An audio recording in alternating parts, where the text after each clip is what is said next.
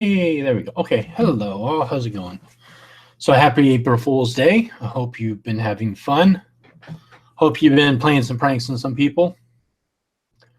Let me see. I don't know. Mish, if you want to join, you're welcome to. Uh-oh, I got to turn the other sound.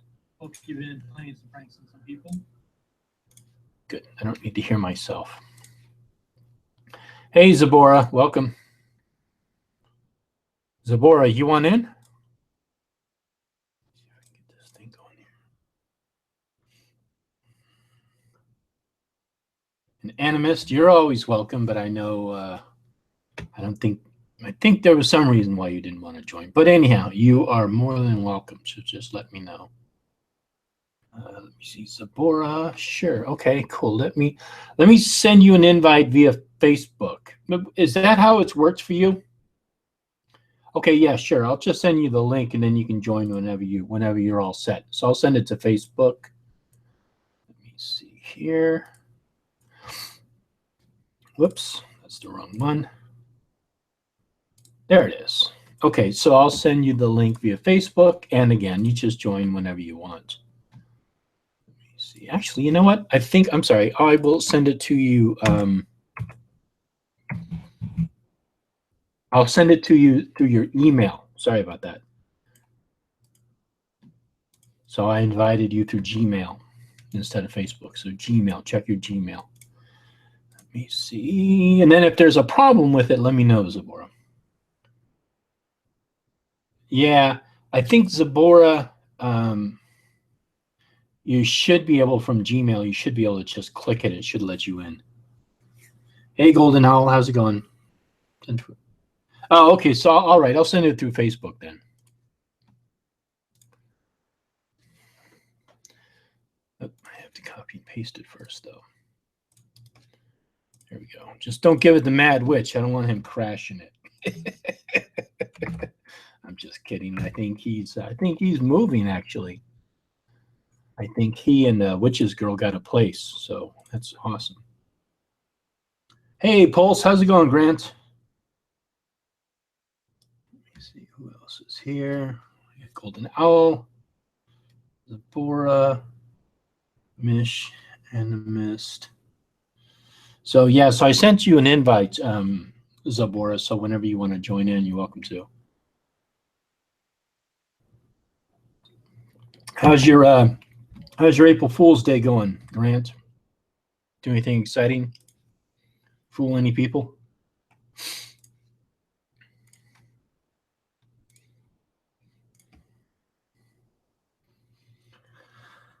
Let me see. So, hey, Baked Jesus. Hey, there she is. Hey, Zabora. Hey, just give me a second. I gotta You know what? I don't think I can. I think. Can you guys hear me? Yeah. I can't hear you. Hold on. Let me get my headphones. I have to get my.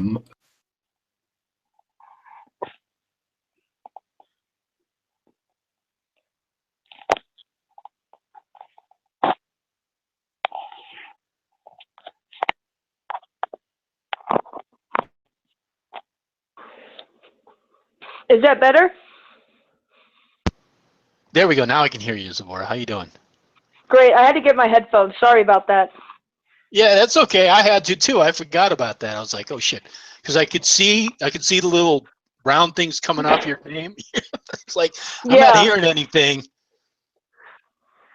Yeah, no, it's what you said. You're like, I'm not hearing anything. I'm like, oh crap, where's the headphones? Yeah, no, it wasn't on your end. It was on my end. Oh, okay. Yeah, and you can hear me okay, yeah, because you've been talking. Oh, yeah, perfectly. Yeah, perfectly. Good. So let's see. I'm going to see if I can get some more people in here. Grant converted to Buddhism. Well, that's okay. Buddhism is an interesting religion. I mean, it's not really a religion as much as it is a practice and a belief. So if you're going to convert to anything, I think Buddhism is probably the best because it's like the least demanding. It's a religion of basically be a good person, do good deeds. Yeah, well, it also, yeah, I mean, it's different types of Buddhism, but pretty much at the base of Buddhism, it's kind of like a philosophy. It's kind of it's a way of looking at the world. I've never I know, studied and any of it. yeah, there's different. Obviously, there's different forms of Buddhism. There's like I guess like the purest form of Buddhism would be the Hindu Buddhist. But my girlfriend is a Vietnamese Buddhist, and so she has in her family they have kind of like a cross between ancestor worship and Buddhism. So it's kind of interesting. You said Hindu Buddhism? I thought Buddhism kind of came from like the East and not India. Isn't Hinduism India? Yeah, it is, but it's in the East. But I think in India is pretty much where I could be wrong. Somebody will know in the chat. I think I thought that Buddhism was all. from India. Oh, I thought that was a whole different belief here.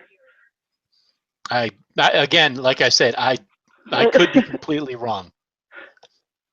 Okay, so Golden Owl says that Zen Buddhism is probably the most he just says Zen Buddhism is probably the most unreligious of them. So that would be like Japanese Buddhism. Oh, crap. Pulse says he converted to the one that makes people freak out at me just for today. That's the best kind.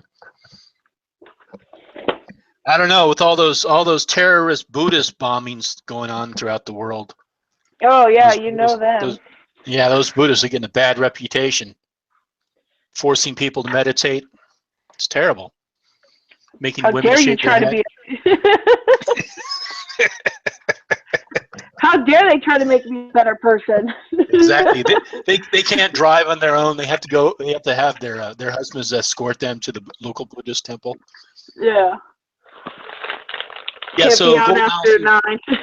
yeah, right. Exactly. The Bodhi tree that is Buddhist had underwent he achieved enlightenment is in India. Yeah, so I don't know. I mean, again, I know some about Buddhism, but I don't know it completely. But I thought it originated in India, but who knows? If Renee shows up, she'll know all about Buddhist stuff. I'm not down with them making me cut my hair, though. Yeah, Grant, you got to shave your head. You would look funny with a bald head. When I personally think of Buddhism, I think of like Asian culture, not Indians. Well, yeah, but that's kind of like that's the thing though. Like with the most recent bombing that happened, no, not bombing, excuse me, the most recent terrorist attack that happened in London, they called the attacker Asian, but a lot of what they'll do is they'll put people who are from the Middle East as Asian. So like Asia is like India and some parts of the Middle East. Yeah, they do the same thing with Pacific Islanders. Pacific Islanders are considered Asians, but they're not. It's a whole different class of people. Right. It's just convenience. It's just how they like to categorize people. I mean, it's the biggest landmass. I mean, we're all. It's ridiculous. Well, I don't know. I mean, it's just a way to categorize people because it's just easier to say people who are Asian are X, people are Caucasian are X, people of Middle Eastern descent are this way. I mean, it's just a way to categorize people. But as for actually specifically describing, like somebody can be from a particular culture, but they could live in a certain culture but be of a different race, and vice versa. Oh yeah, yeah, you know definitely. What I mean? So it's like a British citizen isn't necessarily means that it's a Caucasian person. It could be just somebody who's a British citizen. It's the same thing with Americans. It's my girlfriend, she won't vote. And I tell her, why don't you vote? She's all, well, I'm not really an American. I said, yes, you are an American. You became an American citizen. You are an American. Not all Americans are Caucasians. Yeah. Let's see. Okay, so Animus says Buddha was basically a variety of denomination systems and meditations and ethical pursuits within the general framework of the Hindu universe. Yeah. Okay. So that's kind of what I thought. So anyhow, Oh, so fuck me let's then. see. What? I was just gonna say, like, that's, I had never heard anything about that, but I haven't really studied it, so fuck it. Yeah, I mean, yeah, it's I haven't really studied it that much either. I mean, I sort of know a little bit about it, but the system that I know is pretty much Vietnamese Buddhism and a little bit of, I mean, I studied Buddhism a little bit, but I didn't really study it too far. The extent of my understanding is the fat Buddha is like a jolly Buddha, and it's Hmm. a futuristic Buddha. It's supposed to represent happiness in all things, and you rub his belly for good luck. That's like the extent of my knowledge. Right. Yeah, yeah. Yeah, there are. There's all kinds of bodhisattvas.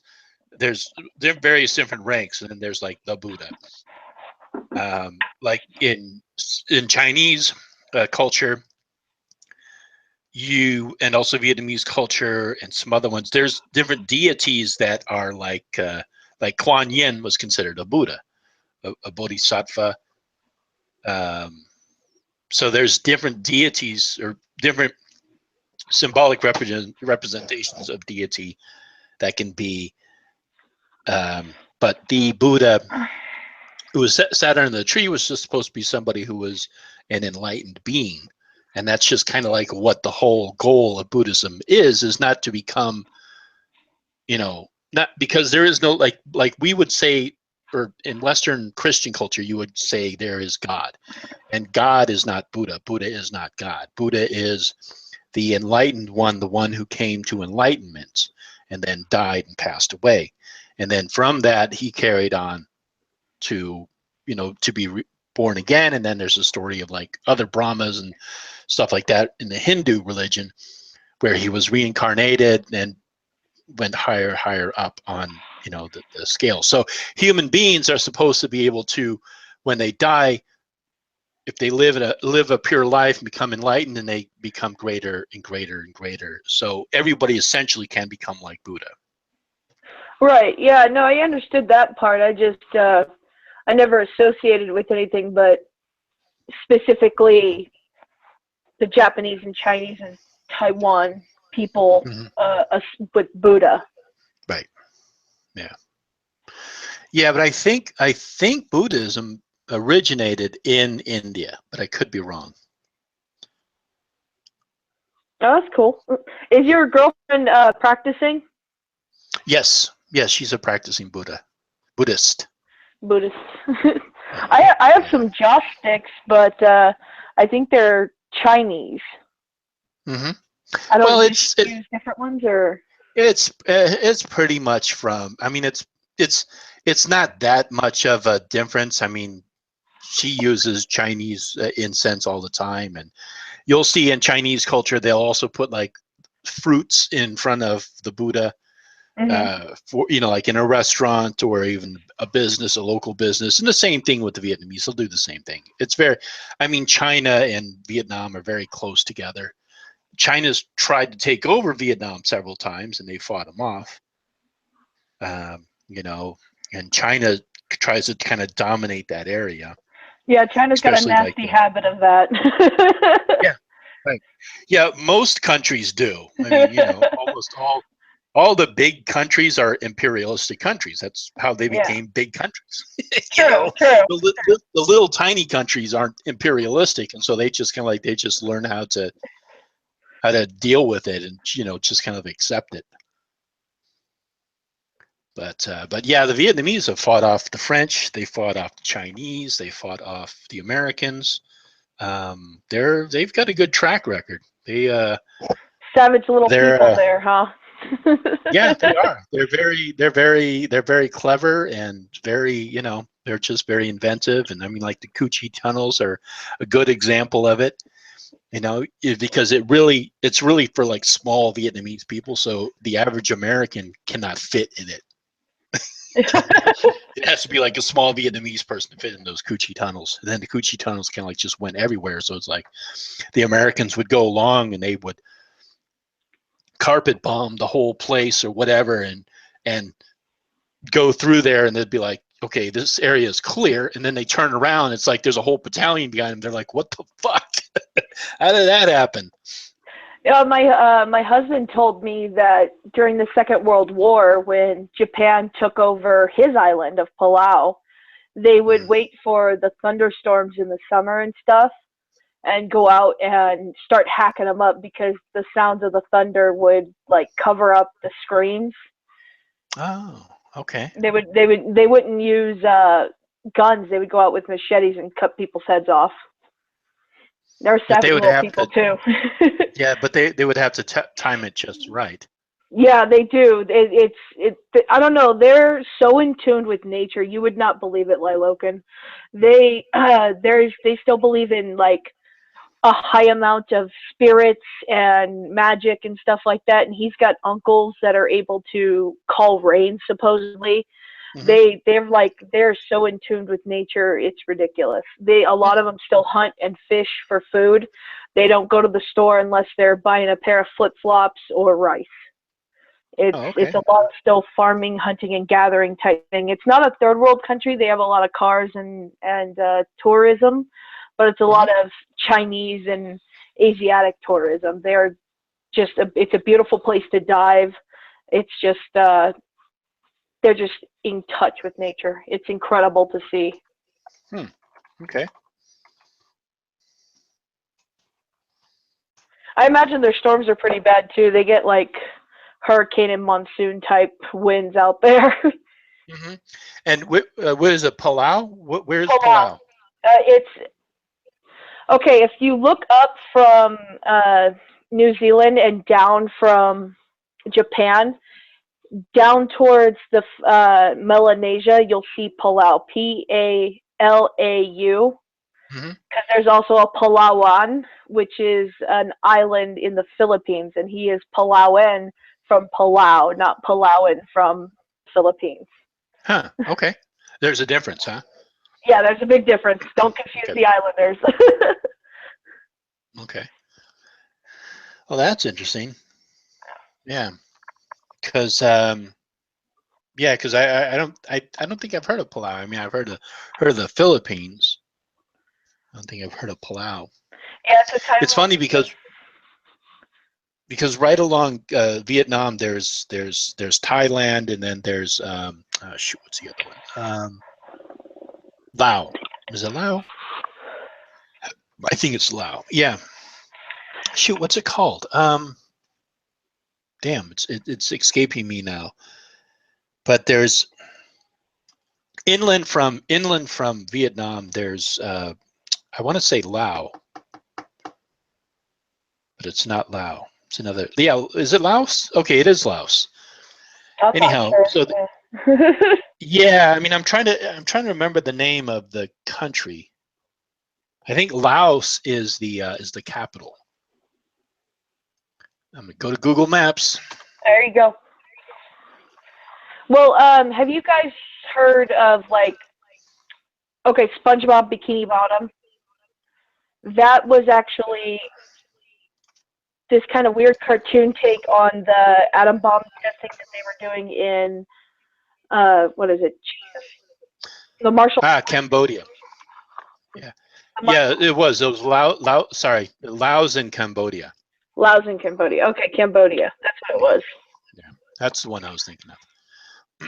Okay, yeah. So you're saying SpongeBob SquarePants? Yeah, it's a joke about the testing that the Americans did on the Marshall Islands, and they had an island called Bikini Island, but the island sank when they bombed it, and they bombed it so bad that the island sank, so it became Bikini Bottom, and all the radiation mutated the sea creatures, so now you have SpongeBob. But the Marshall Islands are pretty close to Palau. Huh, that's interesting. Yeah, that's kind of like the Godzilla story. Yeah, sort of. They're Micronesians. Because Godzilla was supposed to be awakened from the atomic bomb. He feeds off atomic radiation. Yep. Yeah. So, let me see. Hey, David, I sent you an invite if you want to join us. into Diana, stopping the universe from expanding is the problem. Yeah, I don't think we're gonna figure out a way to stop the universe from expanding. I guess we could like rope all the planets together and try to start with our galaxy first. Yeah, there's different theories of the expanding universe. There's one that they think that what'll happen is that it'll like rubber band back, and then there's some that say no, it's just gonna keep expanding and expanding. And then everything will cool off, and everything will just go into like a great ice, just cold. Yeah, but by the time that happens, we've got star travel figured out. We're out of here, so. Well, yeah, but where are you going to go? We'll Even if you do have. place. No, the universe is expanding. Oh no, we're all fucked then. Yeah, I mean but I mean by that time the sun will have gone supernova and. Yeah, we will. But it also grows exponentially. So like so as each galaxy expands away from other galaxies, it's like it goes exponentially. So it doesn't stay at the same rate. It just because it expands. So I mean I don't know. I mean but it's whatever it is. That's the natural course it's going to take. So who knows what happens after that. But yeah, our sun will have gone supernova, and by that it's time, all out by a long time ago. yeah, exactly. We'll be long, long dead. So, all right, I'm seeing if anybody else wants to join in. I know that Mad Witch is moving, and I know Loki's working. And looks like David has some business he's doing. So, did you do anything exciting for April Fool's Day, Zabora? Yeah, actually, my husband's coworker called him and texted him asking me to come in early. So I told my husband, don't text him till about 20 minutes before you leave and tell him you're late. You just woke up and you're gonna not be able to make it in on time, and he's gonna stay late.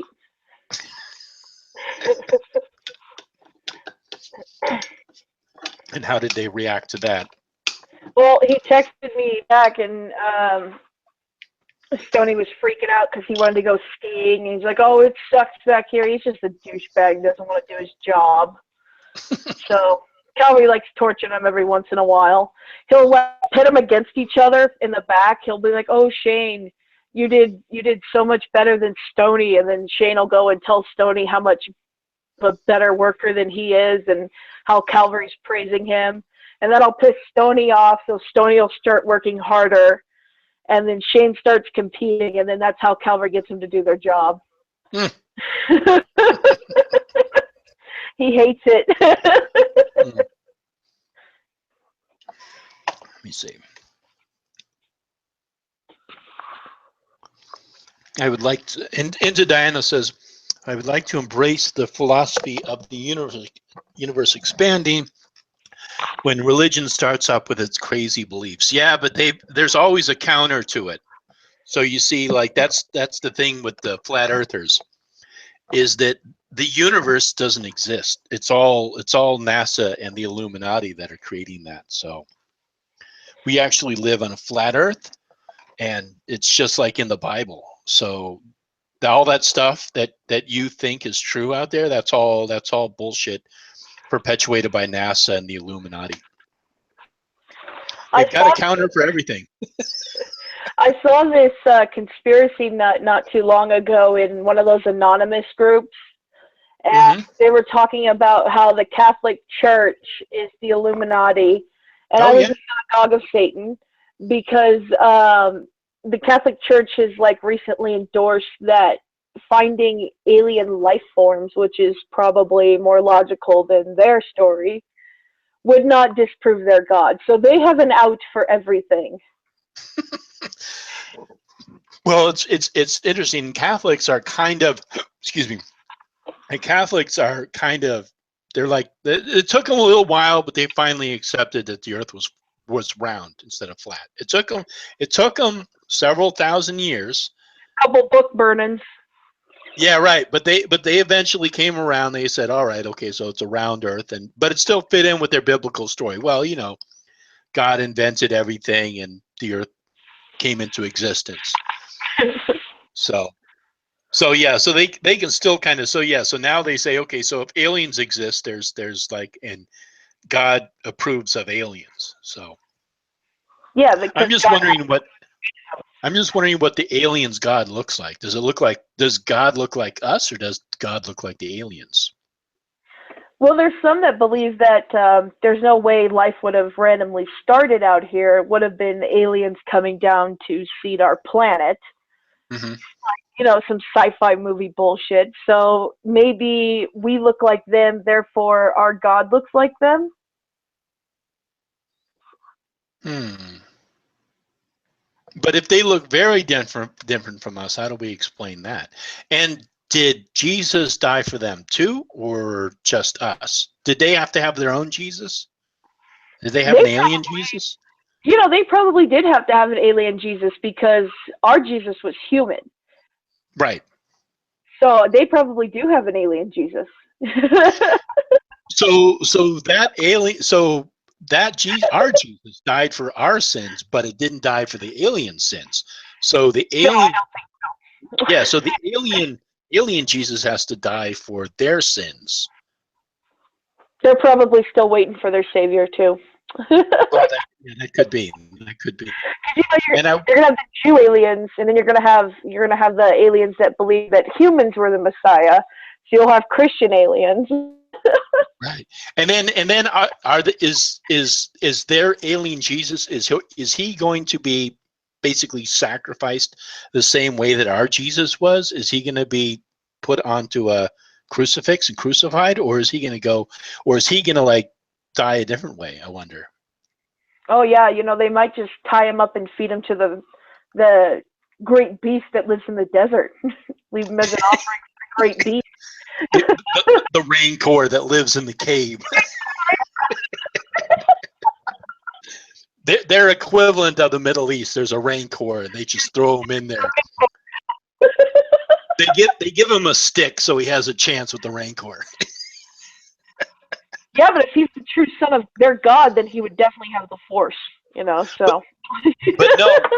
But he would have to die. So. Oh, that's right. He would have to die, so he wouldn't be the chosen one.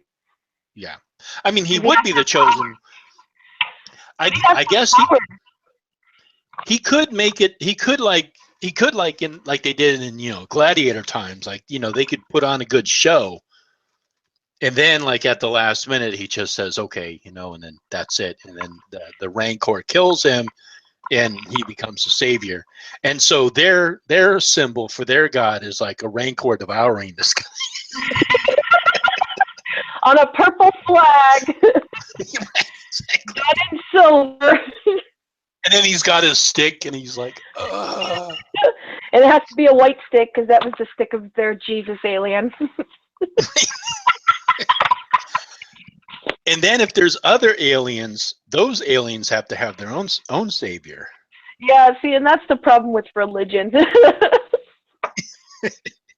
God chose me.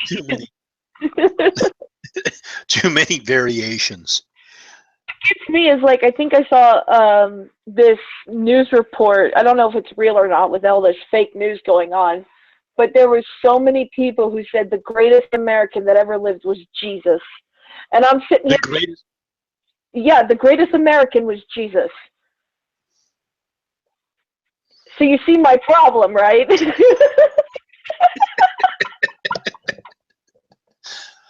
Yeah, I see your problem. That's what gets me. It's like people are like, "Oh, Americans are God's chosen people. We were chosen by God." It's like, no, motherfucker. The brown people in the desert wrote that book. They were the chosen people. It's brown God. Bow before. Well, I think if Jesus existed, he would have been Jewish, right? Well, yeah, but have you ever seen the Jews in the Middle East? They're not white. They're more of an olive skin tan kind of look to them. Yeah, I know that, but I mean, but the image that we have for Jesus, I think came from an artist who painted basically himself.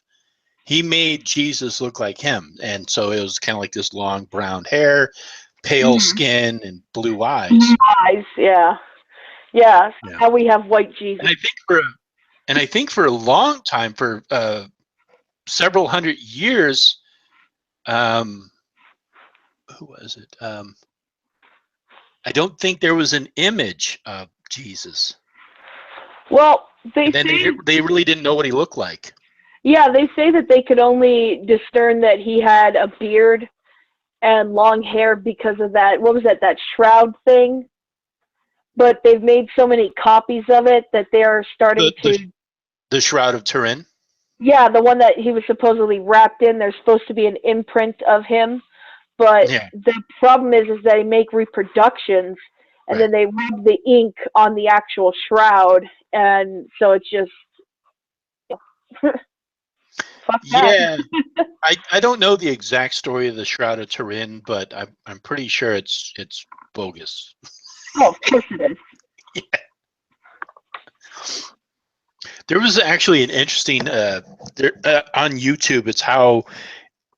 It's how Christianity was invented, and they actually make this really strong argument that Christianity was invented by the Roman emperor, and it actually makes sense if you start to think about it, because essentially around 54 CE is actually when Christianity became quote unquote popular, began to spread. Right. And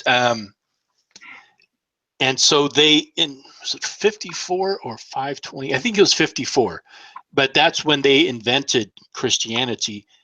They basically wanted to, because there was the Hebrew Torah, and they were still trying to conquer the Middle East. And at that time, any of the Caesars were considered to be godlike. All the emperors of Rome were like godlike, and whoever they had to pay tribute to the Caesars or to whoever the emperor was. And so the emperor became God. And so they created Christianity to kind of counter Jewish story. That's why in the Bible they make the Jewish people out to look like the bad guys, because the story of the crucifixion is kind of like puts Jewish people in a bad light.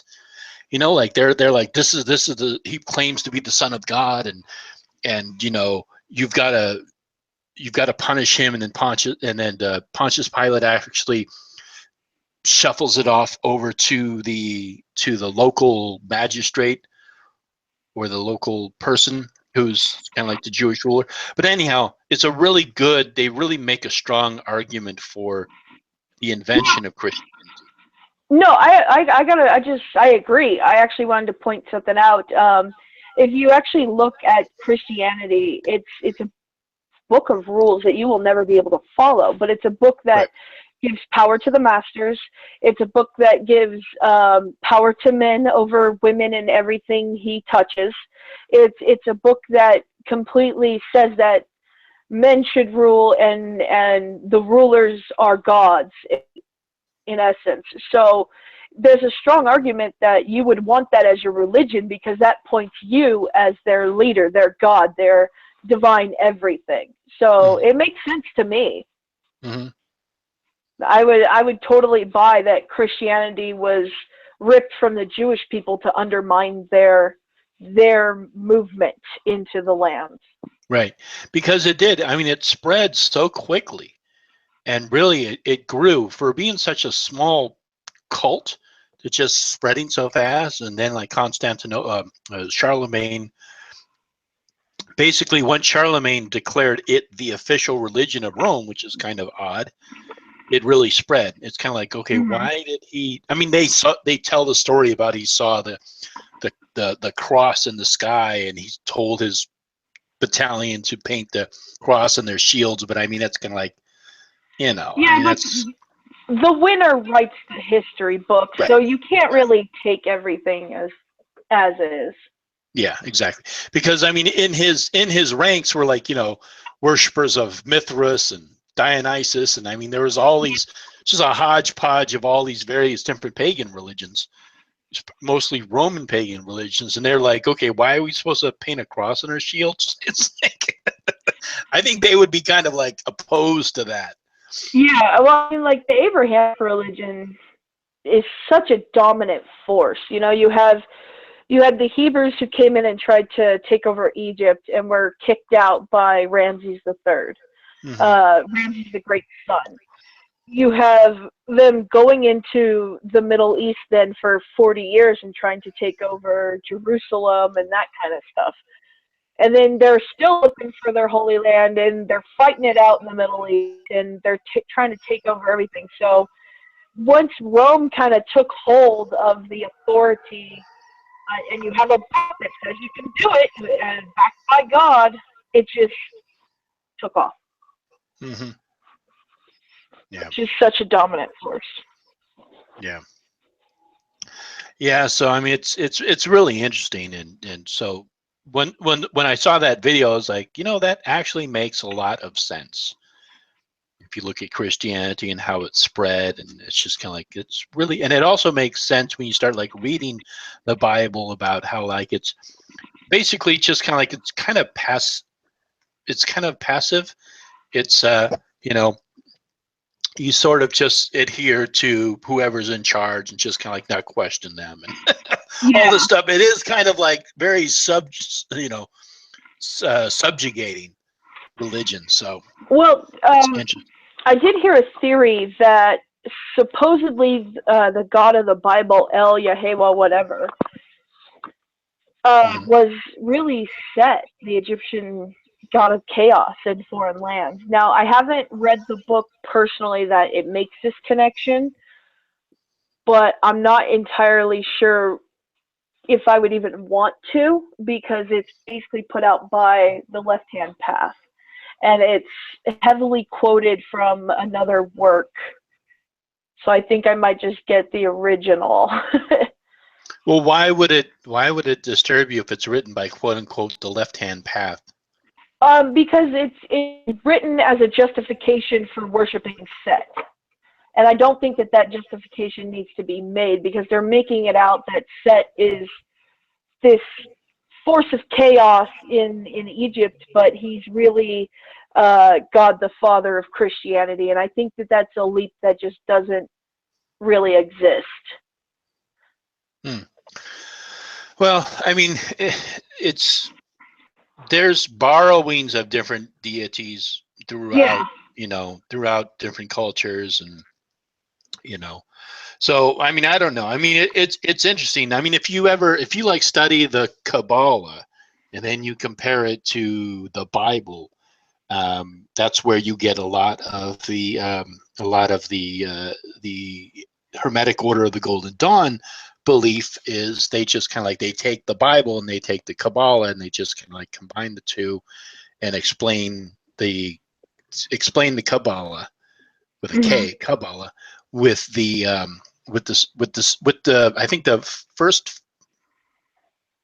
I think the Old Testament, not the New Testament, with the Old Testament. It should be the first 5 books, because those were supposed I was going to say the first 4 books, but I think the Old Testament is what, the first 4 books or first 5 books?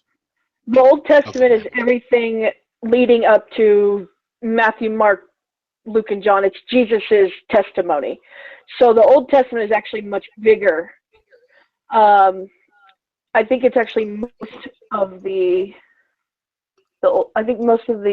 Bible is the Old Testament. I think there's quite a bit more, but I know that the first 5 books are considered the testimony of Moses. He supposedly wrote them all down, and I know that is used in hoodoo a lot, and that's kind of linked with the Hermetic Order of the Golden Dawn, because they use Bible magic as hoodoo. But they also use the grimoires of the medieval Europe. So what is similar with the Golden Dawn and hoodoo? Oh, the Bible magic. They draw Bible magic. But I mean, could you be a little more specific? I mean, is there an example you could give? You know, I haven't. I've just recently started looking into Bible magic quite recently, so I couldn't give you more than what I've read Okay. quite quickly, and that's the way that they write out petitions and then the act of spirits interacting with magicians and stuff like that. And I think it's linked with the Key of Solomon, that grimoire Mhm. specifically, but I'm not entirely sure because they were published in the 1800s. God, I can't remember that guy's name. I'd have to send you the M.L. link to it. McGregor Mathers. And I think that's it. He Yeah, was he was. he was sending out grimoires like crazy and stuff, and they draw a lot of stuff from those grimoires. Yes. Yeah, because M.L. McGregor Mathers is the one who translated the Key of Solomon, the Goetia, and probably a couple of other ones that are escaping me right now. But yeah, the Key of Solomon and the Goetia are pretty much key to most Western occult traditions. The Golden Dawn kind of combined a lot of, I don't know if I'd call it Bible magic. I think what they do is they use the Kabbalah in relation to the Bible stories. And then of course, obviously there's the Key of Solomon and the Goetia. Then there's the Rosicrucians are in there, and then obviously Hermetics, alchemy. Yeah, But yeah, I haven't looked too much into it. I know that they did use a lot of the medieval grimoires as the sixth and seventh book of Moses. That's what they were kind of published as towards the black slaves or descendants of the black slaves. And that was adopted into the hoodoo concept, their magic. They adopted some of the concepts of the Key of Solomon. mm-hmm. Yeah. But I was just wondering how, because you had mentioned hoodoo, so I was just wondering how those two things combined, because I know that hoodoo is one tradition, and then Hermetic Order of the Golden Dawn is another one, and those two to me are very different. So I was just wondering how you, So I was because just saying that it's because they both use the Bible, except in the African tradition they look at it as a magical system. They would use yeah. scriptures in like the Psalms as magical scripture. Yeah, that would be a difference. That would be a difference. Yeah. I think that the way that the Bible is used by the for example, the Hermetic Order of the Golden Dawn and Hoodoo would be different, because I don't think they necessarily use Bible passages in they don't even have incantations. I think they kind of see it as like I said, they use the Kabbalah as the story. There is the fall of man, which is kind of like the tree in reverse, and I mean it's actually pretty complex, and I don't want to like start talking about it, and then I'm just like completely talking out of my ass. Yeah, see, like I only know the very basics of it, so Yeah. it's just not something that's ever really interested me until recently. I've been looking at like the similarities with Abrahamic magic and things like that. Yeah. Let me see if Trish wants to come in. Come on, people, we don't fight. Come in.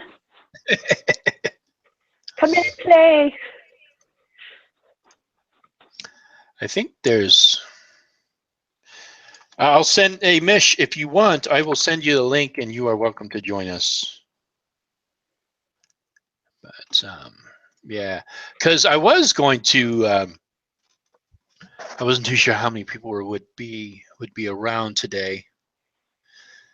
Because there was these 9 questions that Dorian had sent me from CARM, which is this place, this website. It's the Christian Apologetics and Research Ministry. And they sent out these, they're not sent out, but they have these 9 questions for Wiccans. And so I was going to go over those, but I wanted to get a couple of people in here Oh my God, yeah, we gotta go over that. That's awesome. Yeah. And speaking of which, Dorian's in the chat. Hey, Dorian, you want to join us? We're going to go over your 9 questions you sent me. Come on, Dorian, get in here. This is gonna be awesome. I'll send him the link.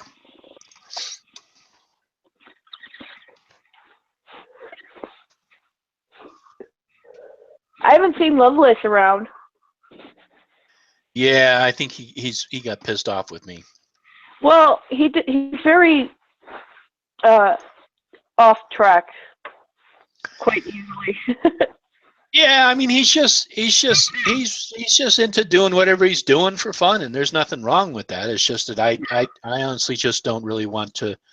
I don't have patience for it. I'm just I'm gonna be quite honest. I just don't. No, I understand. I get that. I try to be a little bit of understanding because I do teach. So I understand that new phase of, oh my God, I'm a witch, ah! But I also take my craft very seriously. But he's not even that way. He's not even like, oh, I'm a new witch and I'm excited. He's not even that way. Oh, I don't know. He's got a lot of what would you call it? A lot of fluff bunnies kind of book learning. So he quotes a lot of misinformation, which is very unfortunate. Yeah. Yeah, I mean, I just think that I just think that he would probably enjoy it better. I mean, I don't know. I mean, I just honestly just don't have, I've had him in the Hangouts a couple of times, and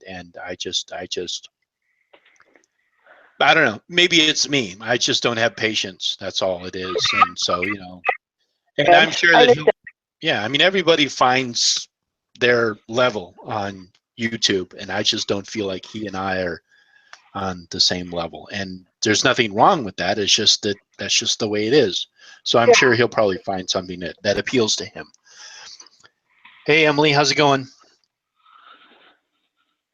All right. So, all right, Dorian, hurry up and eat. Damn it, Dorian! So let me see. I'm going to go over to Emily's channel. Oh, yeah, okay, never mind. Let me see here. All right. Yeah, so so these 9 questions are pretty good. We'll have to go over pretty soon. I'm still waiting to get a Christian on my channel. I want to talk to them. I keep getting these comments by Christians on my channel, and I'm like, and I'll exchange comments with them for a little bit, and if they seem to be somewhat, rational and maybe open to talking about and exchanging ideas, I'll say to them, I say, hey, you're welcome to come on my channel and we'll talk. It'll be civil and all this stuff. And I have yet to have somebody who will come on and do that. So anyhow, so I'm putting it out there. If anybody's watching this video, I'm open to talking with you about things, and we can exchange ideas. I can find out about your religion, you can find out about my religion, and we can have questions back and forth and, talk. Yeah, see, I got a cousin that might be willing to do that. I'd have to ask her. But yeah, but I'd actually rather have somebody who's kind of like, you know what I mean? Somebody who's been like watching my videos and like has a question about it, rather than somebody who's a friend of a friend or even a cousin of a friend. That's what I'm saying. She's very open to it. So I don't associate with a lot of Christian. I don't associate with people in general, but I have an easier time of sticking with pagans than I do Abrahamics. Yeah, exactly. I mean, it's kind of for me, it kind of depends on what scale they are. Like if they're very hardcore Christians, I have a very hard time with them. But if they're like pretty much just like, yeah, I believe in God and being a good person, I'm like, yeah, okay, all right, I can deal with that. I don't have a hard time with that. I try not to bring it up just because it's gonna start a fight every fucking time. Yeah, I mean, that's just the way I deal with Christians. Period. Is I don't, I don't really care. They believe in a God. Yeah, that's fine. That's fine. But if they get too outrageous, like everybody else is a Satan worshiper, they're, then it's like I have a really hard time dealing with them because it's just becomes so hypocritical. It's with anybody who gets really really hardcore about their beliefs, Yeah. it just becomes like the more hardcore you become, the more hypocritical you become. Yeah, I've seen every range of Christian. I've seen the intermediates go to church. I've seen ones that say they're Christian and they're not. I've seen ones that are the hardcore ones, and I've seen some that like you don't even have to believe in Jesus to be a Christian. And I'm sitting there going, Right. Isn't that your one requirement? Yeah, really, that's kind of like the difference between a Catholic and a Christian, right? Catholic believes in God, Christian believes in Jesus. Yeah. Hey, Dorian. So yeah, but he's probably getting all set up.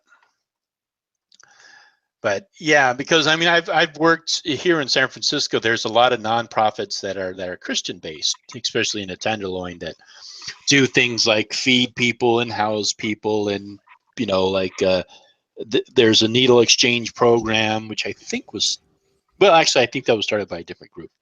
But anyhow, there's a lot of nonprofits around here that are Christian based, and so there's a lot of Christians that I interact with on a regular basis, but they're not like hardcore Christians. They're more interested in helping people, and yeah, they do like have their services and try to get people to be converted to Christianity, but for the most part, they're pretty much, they leave people alone.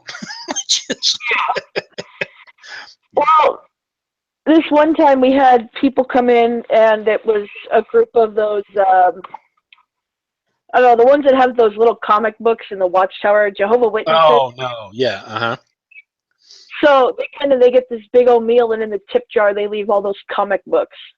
Oh, no. See, that's just rude. Yeah, see, that's what they said. And as they were walking out, Christian said, "Don't ever come back." He's like, "Bye." Yeah, that's just. It's a middle finger right there. I'd be less insulted if they left change. Yeah, right. Yeah, I think I've saw some story or heard something about like that, where somebody was in a restaurant and the waitress was a Jewish or a pagan or something. Somehow they knew she wasn't a Christian. So what they did was, instead of leaving her a tip, they left her like one of those chick tracts, and it said, yeah, God loves you. And it was like, what the fuck? I was at the dollar store, and I got a chick tract given to me. A guy walked up to me and was like, "Hey, they sell Bibles here for $1. Here, have this little book." And it was a little chick tract and stuff like that. And he's like, "Oh, just come to our church anytime." And I was like, "Oh." Go look back looking at my pop here, but You're like, no thanks. Yeah, I was coming back to my apartment after I was out for a bit, and there was these two guys, and they were on the street, and they were handing out business cards. And I saw them, and I knew exactly what it was. I knew that it was a local church that was handing out little cards for people to go to their church. And so I came up to the guy, and he showed me one, and I looked at it, and it was a card, the First Presbyterian Church or whatever that was opening up. I was like, no thanks, I worship Satan. and the guy's face just went like, well, nothing you say can ever translate better than that, because that's what they believe. They believe that if you're not their church or their God, you're Satan, period. There's nothing it was just to change their mind. just the look on this guy's face. I mean, right? Because I kind of like said that, smiled at him, and handed him back the card. And right as I walked by, and his face was like just frozen, like. I'm gonna have to try that. We got those Watchtower dudes that hang out at the bus stop. I'll have to try that. It was classic. It was like, like if I could have only taken a picture of that, it was just like such a beautiful image. God, that's awesome. Yeah. You should toy with him, man. You should be like, here, our service is every Sunday at 6 o'clock on the dot, and bring a goat. You bring a goat. Yeah, we don't provide virgins. You're gonna have to bring your own virgin. Yes. Every new member gets a free copy of Harry Potter.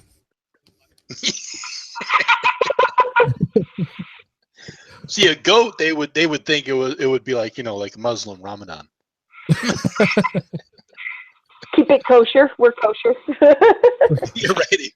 It's halal. We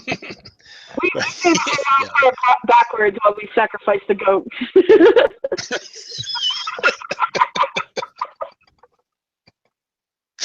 That would be hilarious. Well,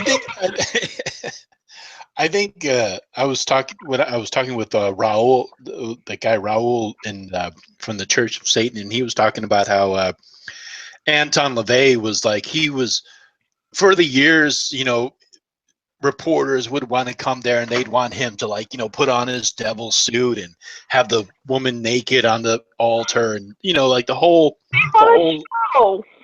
yeah, they wanted the whole satanic spiel thing. And so he did that over and over and over again. After a while, he got tired of it. And so this one magazine came in, I forget who it was. They wanted to interview him. And he said, yeah, sure, okay. So they come over and they're just like sitting around, drinking tea, water, whatever. They're just like dressed like regular street clothes and everything. The normal. And the guy comes. Yeah, and the guy comes in. He's like, "What? I thought you were going to be in your devil horns and there's going to be a naked woman on the altar." He's like, no, we don't do that anymore. It was like the last interview he ever had. Well, people don't get that he was a showman. It's just like Crowley. He was a showman. That's what he did to get attention. Yeah, but I think, it was just the way that they wanted him to. Yeah. They wanted him to put on that show for him, I think Crowley. I think Crowley was less of a showman. I think he just kind of like sure, I'm sure he loved the attention, but I think most people were absolutely terrified of him, and they didn't want to go near him. And I think I can't even think of an interview that he actually did. I remember watching something quite recently because someone linked it in another Facebook group, and it was about him being the black magician, and they had recorded him saying that he was a famous black magician and he was renowned for his sex magic and something like that. And after about 10 minutes of it, I just shut it off. I'm like, this is such. Oh, and they were actually interviewing Crowley? It was his voice kind of playing over images that were flashing by of like 1920s orgies looking film and stuff like that. It was like silent movie kind of thing, and you could hear his voice. It was some kind of tape recording. I'd have to find it again. Okay, well, that's all right. That's okay. It's just I've never seen it. I'd be interested in watching it because to the best of my knowledge, I thought he never did an interview, but who knows? Maybe he did. I mean, every so often stuff will resurface that's like been gone for ages. Like there was an interview that somebody did of Gerald Gardner. Then there was another interview that somebody had recorded off of a television of Dorian Deliente. So I mean, there is every so often stuff will crop up just because it's the internet and somebody eventually puts it online. Yeah, I saw that one of the Frost that it was recorded on a TV. I think they were or something. Mm-hmm. Yeah, they were on the Donahue show. Oh, okay. The Phil Donahue show, right? With the. Oh, that one on YouTube. They recorded it on TV. Yeah. So hey, Aspen, do you want to join us? Aspen Pagan, she can talk backwards. Did you know that? Oh, that's cool. Wow. Yeah, it is cool. She did a video on that just recently. She read like a sentence or something like that, and then she recorded it on her phone, and then she played it back, and the tone was off, but it was she was saying what she was reading, but it was really cool. Oh, that's awesome. I know they teach actors to do that when they have like dangerous scenes and stuff, like a sword coming at your face. They'll film it backwards and they say their line backwards and play it back. Yeah, no. She's No, she's filming herself, and then she speaks backwards, and then she has an iPhone next to her, and she's recording it, and then she plays the recording backwards, but we hear it going forward. Right, no, I know what you're saying. Yeah, yeah. Oh, okay. Actors, they teach them to talk backwards. Laugh loud. No, I was way too much of a goof last time. Well, okay. Well, anyhow, well, you're welcome. I'll send you the link, Aspen, if you want, and then you're welcome. You're welcome to join us if you want. If you don't want to, that's fine. We're not going to make you talk backwards. So it's just us tonight, I guess. Yeah, it looks like it. Everybody's shy today. What the hell? Did I scare them off? I don't know. I don't know what it is. I think it's April Fool's Day. Everybody thinks that I'm gonna like get people in here and squirt them with seltzer water or something. Bring them in here and secretly try to convert them. It'd be a sexually transmitted computer virus there. You're right, exactly.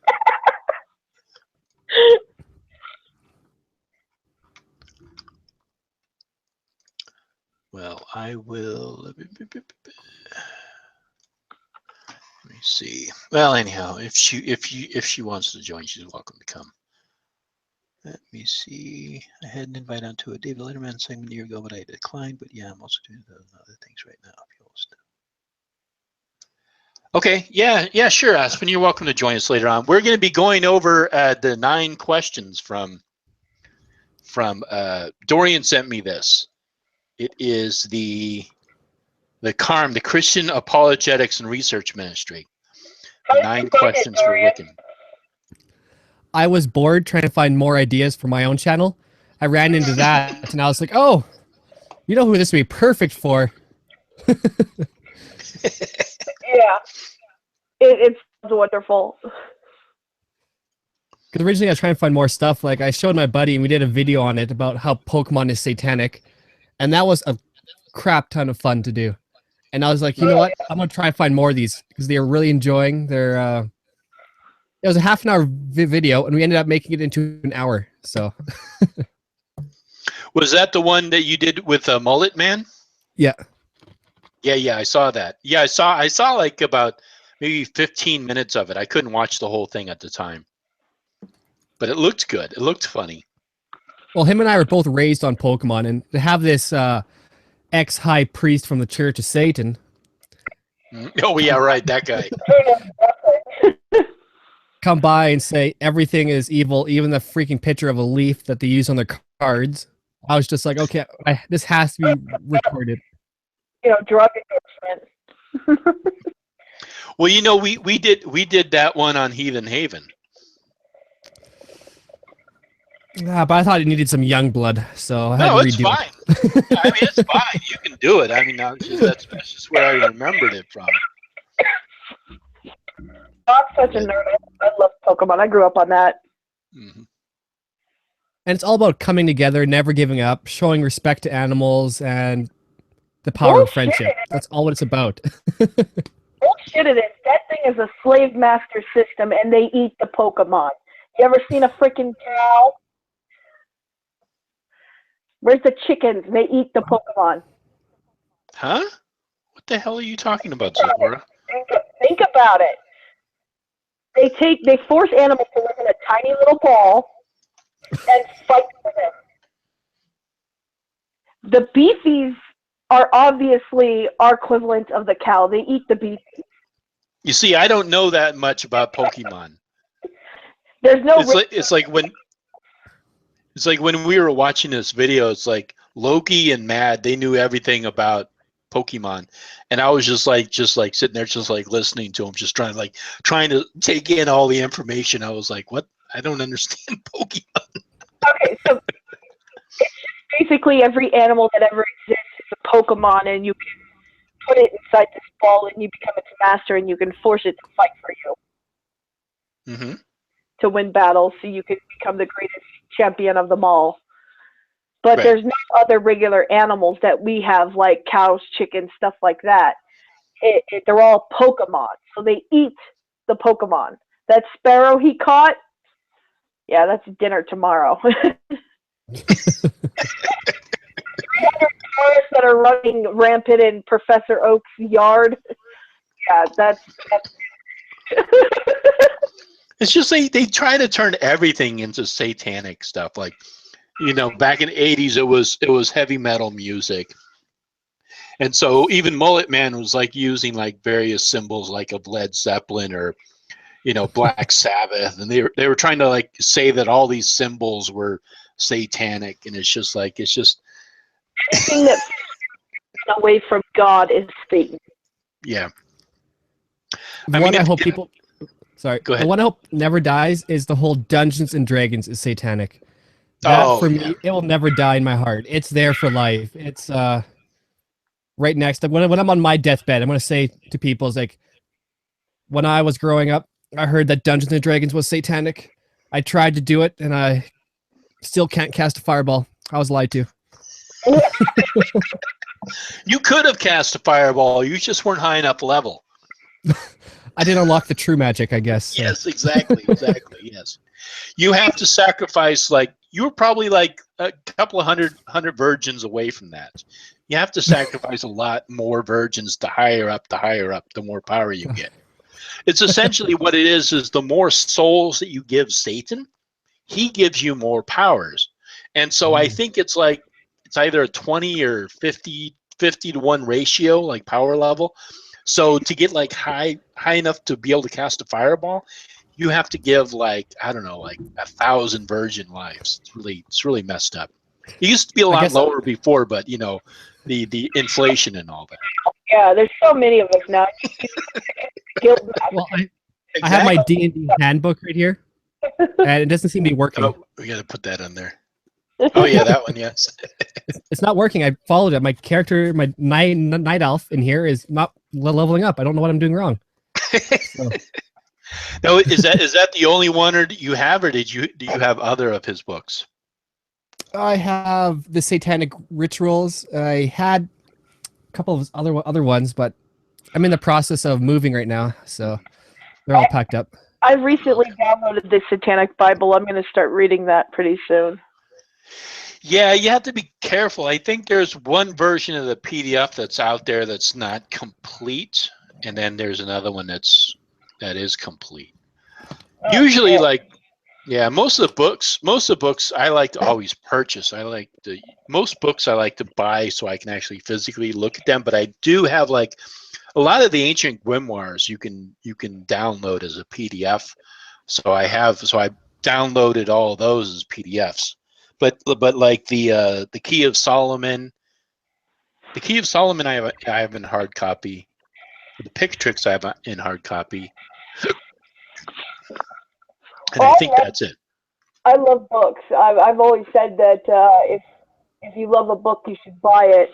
I just didn't know if I was going to like this or not, so I didn't know if I wanted to buy it, so I downloaded it first.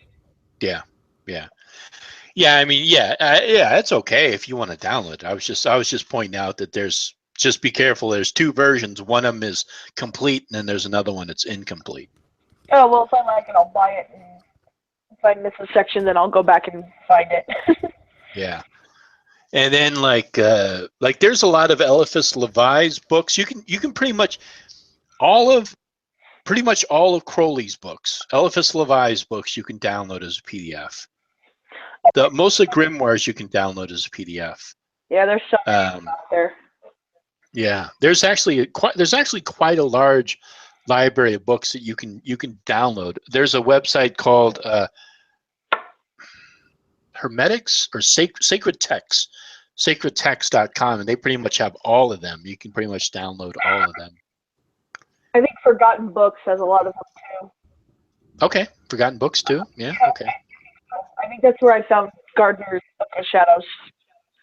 Mm-hmm. Yeah. What's your opinion about that? Is that do you think that is real Book of Shadows they published, or some people are saying no? Well, that's the thing. You see, I mean, like if somebody says that if a Gardnerian witch who has taken an oath says that that is the Book of Shadows or it's not the Book of Shadows. Both ways that they have said it is kind of like saying that something is not the Book of Shadows means like, okay, then, you know, there's something that's missing or whatever. And if they say that, yes, that is the Book of Shadows, then it's kind of like they're kind of screwed whichever way they're going to do it. So they're probably going to kind of tiptoe around the answer. The best answer that I can give you is I haven't read that book. And I know that there's different copies of, there's different versions of the Gardnerian, quote unquote, Book of Shadows. And it was, as it passed to different lines, each person was supposed to have hand copied it. And they did for many years before we got photocopies and word processing, and it was transferred over to, you know, onto a floppy disk and that way. But each time it was probably copied, maybe a certain section was kind of left out or added to. And so it really doesn't matter that you have the actual Gardnerian Book of Shadows as much as it's important that you have your line and your coven's Book of Shadows. Right, okay, That's the most important part. Yeah. So I mean, like if I was actually to go and look at that book, probably it would, to me, it would seem really like skimpy. You know what I mean? It would be like really small. I'd be like, wait, where's all the rest of it? You know? His book is supposed to be small because everything was oral. There was very little that was written down. Everything had to have been memorized. But as the years went on, people started to write more and more down, and it changed as it went on throughout the living traditions. Yeah, well, that also depends upon what you think. I mean, do you think that Gardner's form of witchcraft was a lineage path or lineage tradition that went all the way back to the time that it was an oral tradition? If you believe that, then you would have to also assume that everything leading up to when Gardner copied it down from the New Forest Coven. I mean, it just depends upon how you approach it. If you think it was going all the way back to a pre-written oral tradition, then yeah, that's probably accurate. Yeah, I'm not sold on that personally. Yeah, I mean, I think that in my research, I believe that the Western occult tradition is the oldest that we have, and it's verifiable. You can go back and you can see this book it came from the 1700s. This one came from the 1500s. This one based on 800s.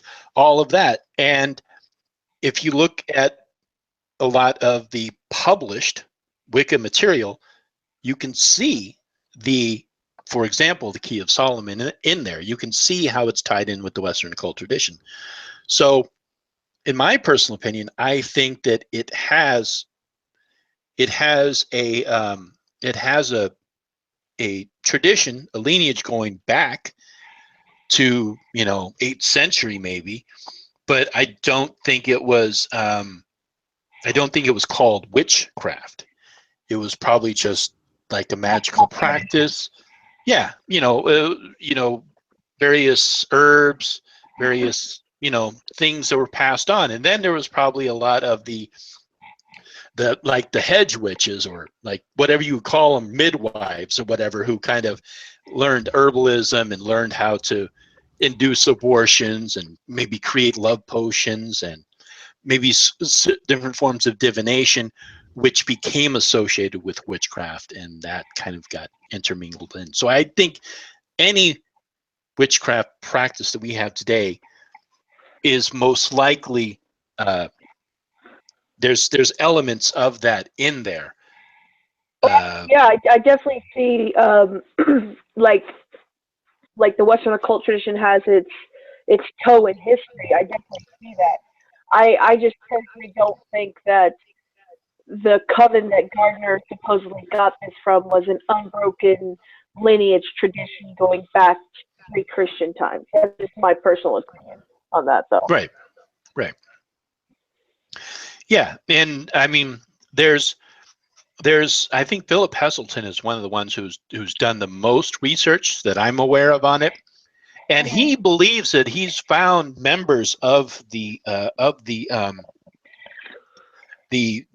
original New Forest Coven group.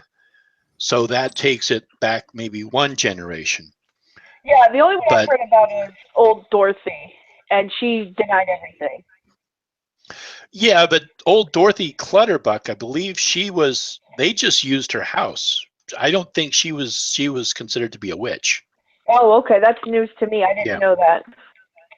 Yeah, I think there's confusion. People associate old Dorothy Clutterbuck as that was the home. It's quite a large home too. I've seen it, where Gardner was initiated into the New Forest Coven, and he was initiated by Daffo.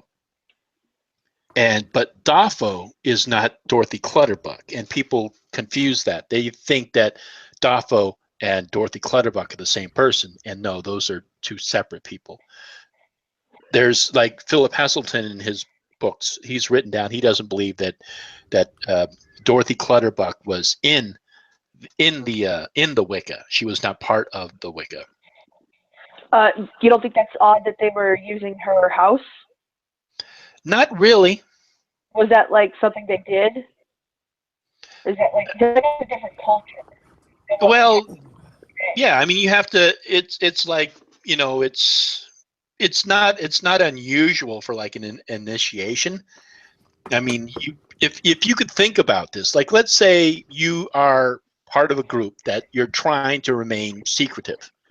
You're not going to go out and just like do it out in a forest, even though you might not get caught because somebody might happen along or whatever, or if the police do come along, how are you going to explain it? And back then, you know, you might have been arrested for it, you know. Right. So you would probably want to do it indoors. And especially, I don't know, I think he was supposed to have been initiated in, oh shoot, I used to know the exact date. So is Dorothy just like a friend of the coven or something, or a friend of the member? She was probably sympathetic to them, but there's no evidence. There's no evidence to say that she was actually in the coven. But they say that in Dorothy Clutterbuck's home is where Gardner was initiated, and who knows? I think they probably did it just because it was a safe place. They knew it was private. They could do the initiation, not be disturbed. And yeah, so I don't know exactly what the relationship was between Dorothy Clutterbuck and the rest of the coven group. She she was probably sympathetic with them, but she was like but she was just not, she just wasn't interested in witchcraft, you know. She wasn't in deep with the in crowd. Yeah, right. Exactly. Yeah. And so, and there's also some, like, there's some association, like Gardner met a guy named, shoot, what's his name? Shoot. Philip Gargrom? Wasn't Philip Gargrom. It was, shoot. Anyhow, the guy who basically created the Order of Bards, Oviates, and Druids, or not created, became the Archdruid of the Order of Bards, Oviates, and Druids. Was it Philip Gargrom? I want to say Philip Gargrom, but it was Ross Nichols. Ross Nichols. So he and Ross Nichols knew each other early on, and so that's might be where they adopted the where we got the names for the solstices. Is from, not solstices, excuse me, the four names of the four main fire festivals.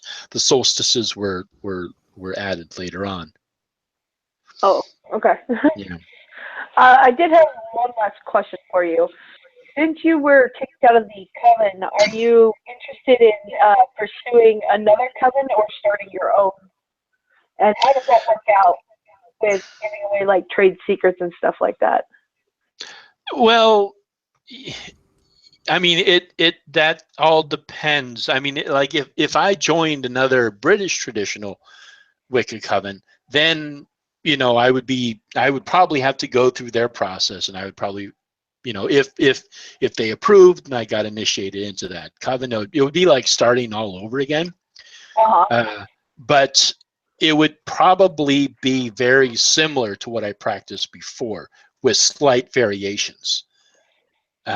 So it would be, I mean, there are groups in England where, like, you're an Alexandrian, you're a Gardnerian, let's say you're first degree Alexandrian, and you join a Gardnerian group. They'll accept that initiation. They're like, oh, okay, yeah, so and so knows you, they were at your initiation or whatever, so yeah, you can join our group. Then you don't have to go through the first degree initiation. You might later on practice with them for a while and then be elevated to the second degree. But in America, like if I joined a group that didn't know anything about my other group and there was nobody to kind of like verbally vet me, I would probably have to start all over in another group, which is okay. Right now, I'm not really too worried about it. I might just kind of start my own online group, but that's something I've been kind of working on to see how to do it and how to make it viable for people. Well, yeah, with the internet, you've got this crazy amount of technology that can connect people. I mean, we're all sitting in our various rooms across the world, and we're all connected. So this could very well be a viable form of chat for a coven or something. Yeah, I mean, it is, but there is nothing like a face-to-face initiation. I mean, it just, oh yeah, there's no way to replace it. And I think that is an important process of becoming a part of the Wicca. I mean, there's a difference between reading a book and practicing amongst just with yourself and with other people and kind of going through it. But when you actually become a part of a group and you actually become a part of a tradition where you realize you can go, wow, that person was initiated by that person and that person and that person and that person and that person. It goes all the way back. That's something that's really special. And that's not something that I can give to somebody across the world, which is unfortunate, No, but you can still have the loose coven where you come together and practice. Right. Yeah. Exactly. Yeah. Formal, like Gardnerian coven. But would you even have rights to start one up, or is it because you've excommunicated? Would you have the ability to start up a Gardnerian coven, having had that training? No, I do not. No, I would not be be able to start a Gardnerian coven. No. Yeah, because you've been excommunicated from the one, right? No. I wasn't excommunicated. Oh, No. I thought you were kicked out from them. No. We separated. It was a. Yeah. So there's two things I'll have to clarify. The first one is that no, I was just basically told that they didn't want me to come back to that particular coven, but we were still on good terms. And if anybody asked my high priest or high priestess, they would vouch for me. And yes, there's a big difference between being excommunicated, which is a big serious thing in Alexandrian or Gardnerian traditions, which isn't an excommunication. It's like it's pretty serious, yes, and you are kicked out, and yeah, you can never become a Gardnerian or Alexandrian. Most likely you can't be, and yeah, you have a big black mark on your record, basically, and yeah, you probably never join a coven again, but even so, you probably still join a coven. So I wasn't excommunicated. We just parted ways. It just wasn't for them. They just said, there was, I explained it in the video. They just didn't want me back into the coven because they're concerned about some things. And I told my side of the story. They They didn't want it. Now the second part is I am not. There's two things that I could not do. I could not start a Gardnerian coven. First of all, because you can't do a Gardnerian coven online. It's just not possible. And then the second one is, no, I did not make it to a high enough degree in the Gardnerian coven to be able to legitimately start a coven. Like if I wanted to start a coven on my own and call it a Gardnerian coven, no, I'm not high enough degree for that. And Okay, I wouldn't want, yeah. I thought you had to be like connected with a coven before you can hive off and start your own. That's what I thought it was. You have to be, really you want to be of the third degree to start a coven. Yeah. But you could be, in a pinch, you could be a second degree and start a coven. But that's kind of old school. Nowadays, with so many covens out there, you'd have to be a third degree before you could start a coven. Hive off from a coven. So for a Gardnerian, no, I wouldn't be high enough because I was only a first degree, never made my second degree. Now in the original coven that me and my friend started, I made it as far as second. So in that group I could start, but that would mean resurrecting my old tradition, which is probably what I would do. But again, it would be more like a study group or a magical group online. I don't know if I would exactly call it a coven or not. But you know. Well, forgive me if you're not able to answer this, but when you've been a part of two different traditional groups, BTW groups. I've been a part of 5 different groups, but yeah, only two traditional Wicca groups. Okay, when you switched from one group to the other, did you like kill the old way that you did things and did things the way the new coven did it, and adopted those traditions? Yeah. So yes, what you do is whatever tradition you're practicing, that's the tradition that you practice. So okay. yeah, so whatever group you become a part of, you practice that way. It's almost like switching religion. Yeah, sort of. I mean, it's not really. I mean, there are similarities. You can see similarities between the two different traditions. But even like I was saying earlier, even within, say, Gardnerian or Alexandrian, even of those, there are traditions that branch off of that. So if you could, I mean, the best way to describe it is like a tree.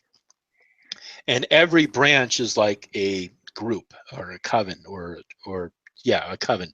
And then that is connected to another branch, and that branch is kind of like the mother coven of those, and then that's part of another branch, and and then it all comes back to that main tree, which is Gardner. But all of it that branches off, as it branches off and changes, there's different things that are added to it or whatever. You just do things the way the new group does it. Yeah. So I mean, if you're in one group, you wouldn't practice the old way because that's not how they do things. You would learn their way, and then you would practice what they do. Well, I mean, is there like anything that you've kept as a solitary practitioner from the old group and incorporated with the new stuff? I don't understand that. Okay, like instead of lighting your incense first, you light your candles first, like that sort of thing. Is there anything that you kept specifically from one group that transferred to another? An act or prayer? No, I mean, it's okay. So when you become a part of a particular group and you practice the way that they practice, you basically mimic everything that they do, and that is how you practice. If you have your own solitary practice, you have your own way of doing things, that's your way of doing things, and it may be different, maybe some similarity between what you do with this group. So those would be two separate things. Okay, gotcha. Yeah. Does that answer your question? Yeah, no, I see what you're saying. That's what I wanted to say. Like your solitary practice, is there anything that you kept from the old group that you have combined with the new group's way of practice? Not that you did with them, but you just do things the way that the new group does it. Yeah, I mean, yeah, I don't know. I'm not too sure. I don't think I'm quite understanding your question. But if you, just go. yeah, but I mean, if you have a way of practicing, that is the way that you practice, and that particular group has their way of practicing, and so that's the way that you practice. If you join another group, that group has their way of practicing. So everybody has their own way of doing things, and if you become a part of that group, you adopt that practice. Okay. Yeah. Yeah. Sorry, I don't know. I don't, for whatever reason, I wasn't quite exactly. You might also be thinking of something specific and something completely different than what I'm used to doing. It's fine. Okay. All right. So let me see here. Looks like, I don't know. I don't think we're going to get anybody else in here. So let's do this. all right. So all right. Let's see. Hey Ray. Actually, hey Rays, do you want to join us? We're going to go over the 9 questions for Wiccans. So I know you're a heathen, so it'd be interesting to get your perspective.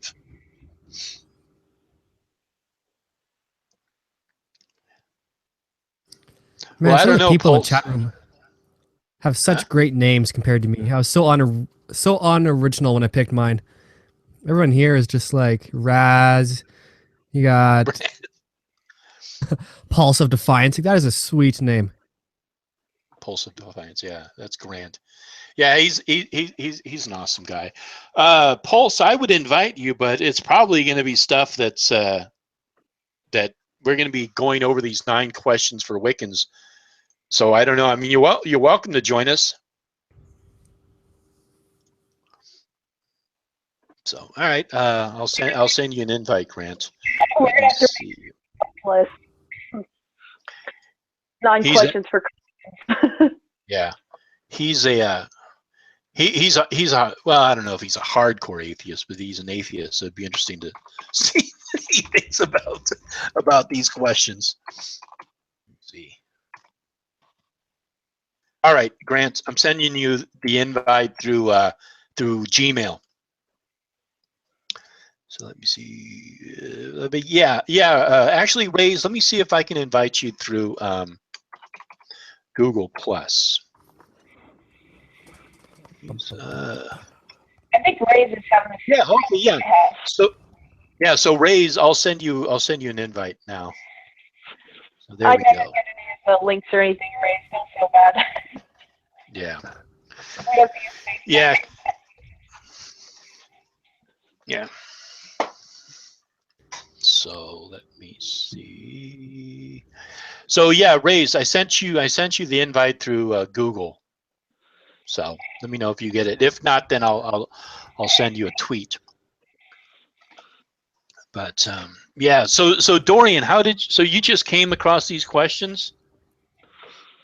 I did. I was looking for for something to do on my own channel, and I was like, oh, I wonder if there's any questions for Wiccans. And I was like, okay, Google. And I was like, oh, from this research council, I read some of the questions, and I was like, are these supposed to be bait questions? Are they supposed to be like the whole, haha, got you? And I was just, I'm not an expert on Wicca at all. Like, maybe I've dabbled. I'm not even going to say I practice. I dabbled. Right. And they were just the type of questions that seemed they had to be answered by someone who knew what they were talking about. Because if I went to try to do them, it'd be just all half-assed. It'd be butchered in a way. It wouldn't be respectful. Yeah. Yeah, I know what you mean. Yeah, it was just kind of. I mean, we'll be going over the questions, but they were like weird questions. It was like questions like probably what happened was somebody actually sent them a question like that. And what they did was they're like, you know what? I think we're going to turn this around. We're going to take out the word Christianity and replace it with Wicca. So, But as the people see, the way they're written is really from a whole monotheistic perspective. Like yeah, they're written in the perspective as there's only one right way. right. So it's Yeah. written for pagans from a 100% Christian perspective. Yeah. Yeah, definitely. Yeah. Yeah, exactly. Yeah. We'll go over some of the questions because they are just bizarre questions. Let me see. Ray says, give me a sex to get my headphones. We'll give you a sex.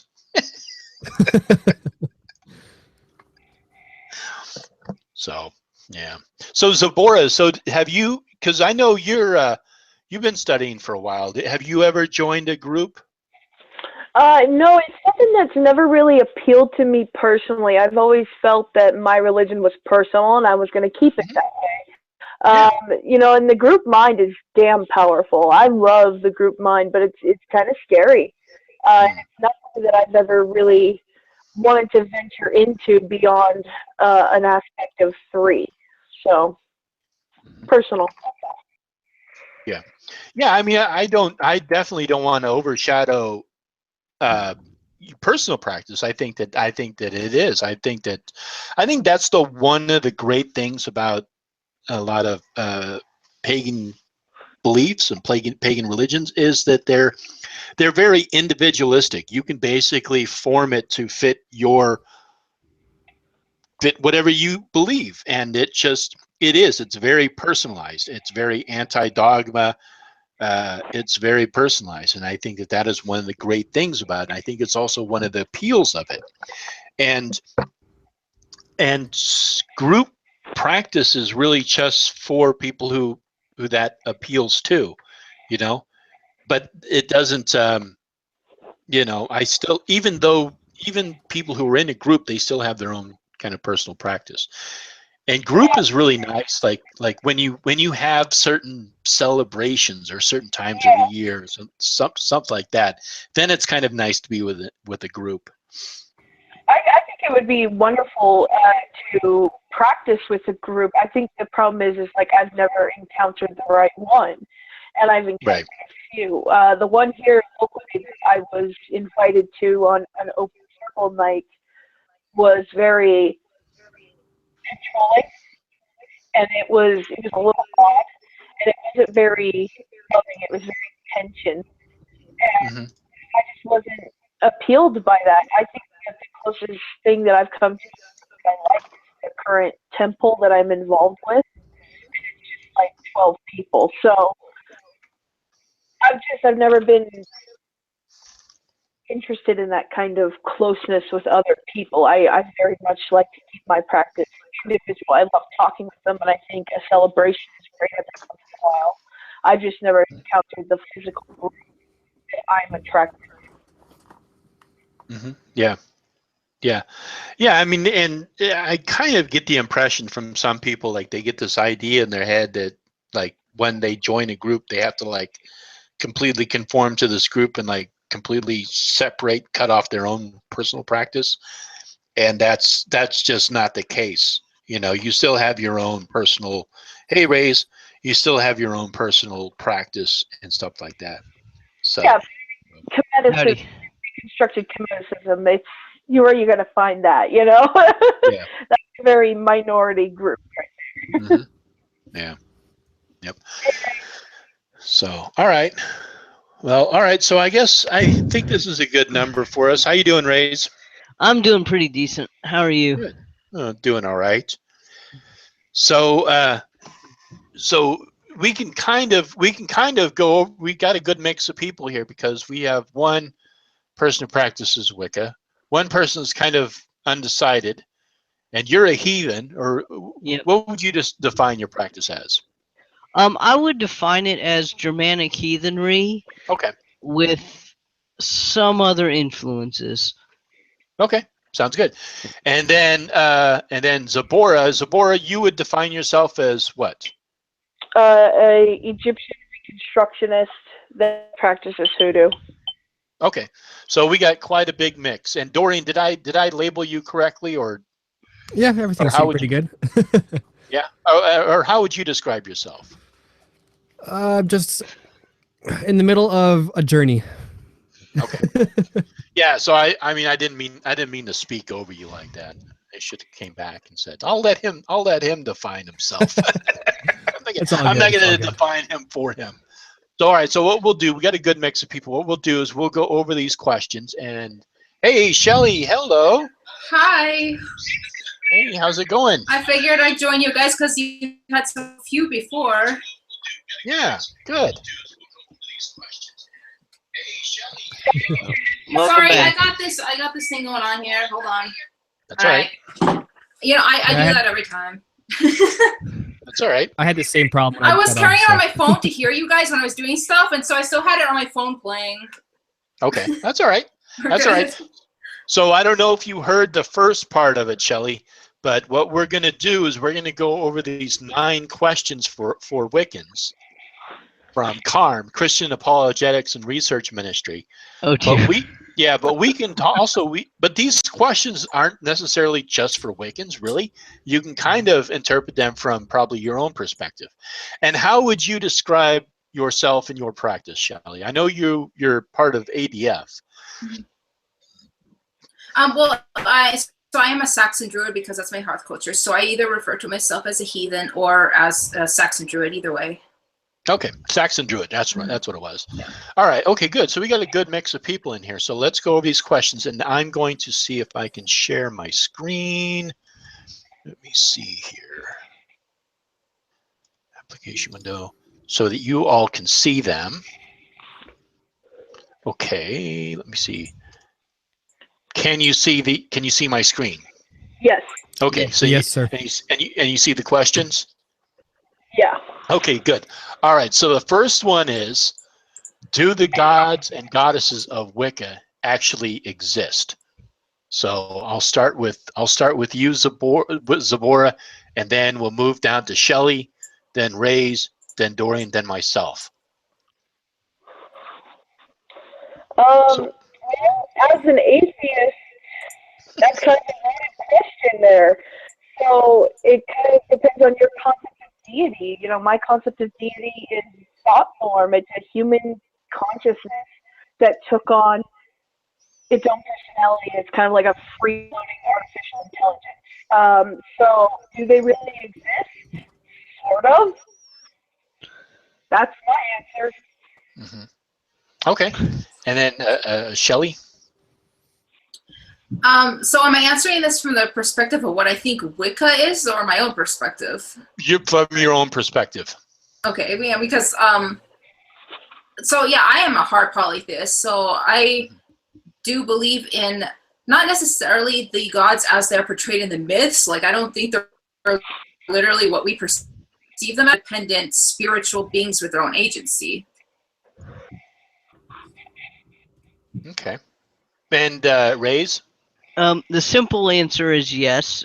And I would say if you are coming at it from an atheist perspective and think the gods are part of the human mind, part of the subconscious, the psyche, creation, ideas that civilizations have come up with, then that's like saying, does love exist? Does the square root of -1 exist? Does the individual exist?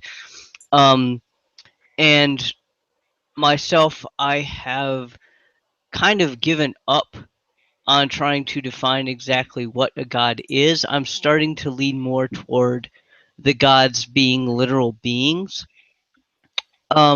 However, I'm not going to be really vehement about it, just because I think what matters more is not what they are, but that they do in some capacity exist, and for me, affect my life. Okay. Good. Okay. And what about you, Dorian? Well, from my own perspective right now, they're as because I'm not too sure about anything right now. They're as real as, let's say, the Christians believe the Christian God is real. Mhm. And I know from just reading the books, there's tons and tons, and they kind of borrow from other faiths. So I believe that there is something there. If that makes any sense. Yeah, okay. Yeah, and so for myself, yeah, I described it as, I would describe it as, do the gods and goddesses of Wicca actually exist? Obviously, there's a whole range of beliefs about this that Wiccans have. Since I am an atheist, I don't believe that the gods and goddesses exist outside of myself. But that's just my perspective. And then I think the second one, if they actually exist, so so we'll do this. You know what? I'm sorry. Let me share my screen again. Dang it. I have too many screens going on here. Let me do, okay, so the second question is, can you all see it? Yes. Yep. Okay. All right, so the second one is, if they actually exist, how do you know they exist? Zabora? Oh, again, loaded question. So for me personally, I had an interaction, what I believe to be an interaction with the entity that identifies itself as Techman. For me, it was very real and very powerful, and it was very emotional. I mean, it could have just been dopamine going off in my brain, sure, but I felt her and something that felt like her and what I associate with her. So I know that she's real because I feel it.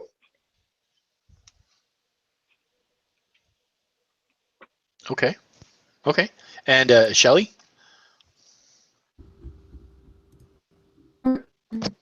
Many supernatural experiences that I don't believe it's just all in my head. And I had another thought. Something I wanted to say. Darn it, what was it? I guess just be. I think. Okay, the thought's coming back. All right, so it's like where do my thoughts go? Oh my gosh! So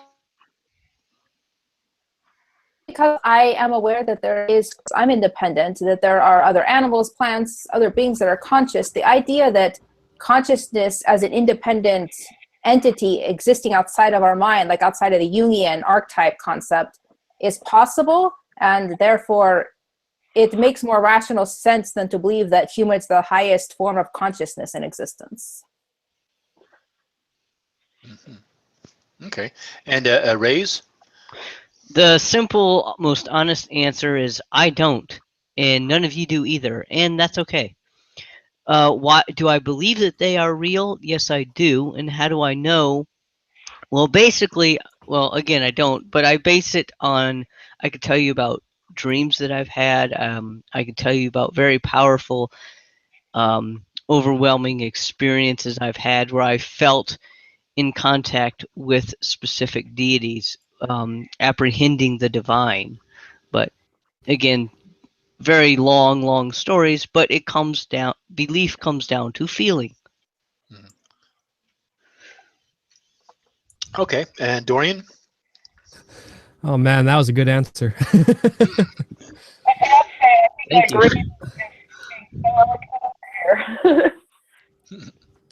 Zabora, I did not hear any of that. I'm sorry, Zabora. Could you repeat that? Yeah, actually, can we wait till after Dorian talks, and then we'll come back to you, Zabora? All right. Go ahead, Dorian. All right, so for the whole thing, if they actually exist, how do you know they exist?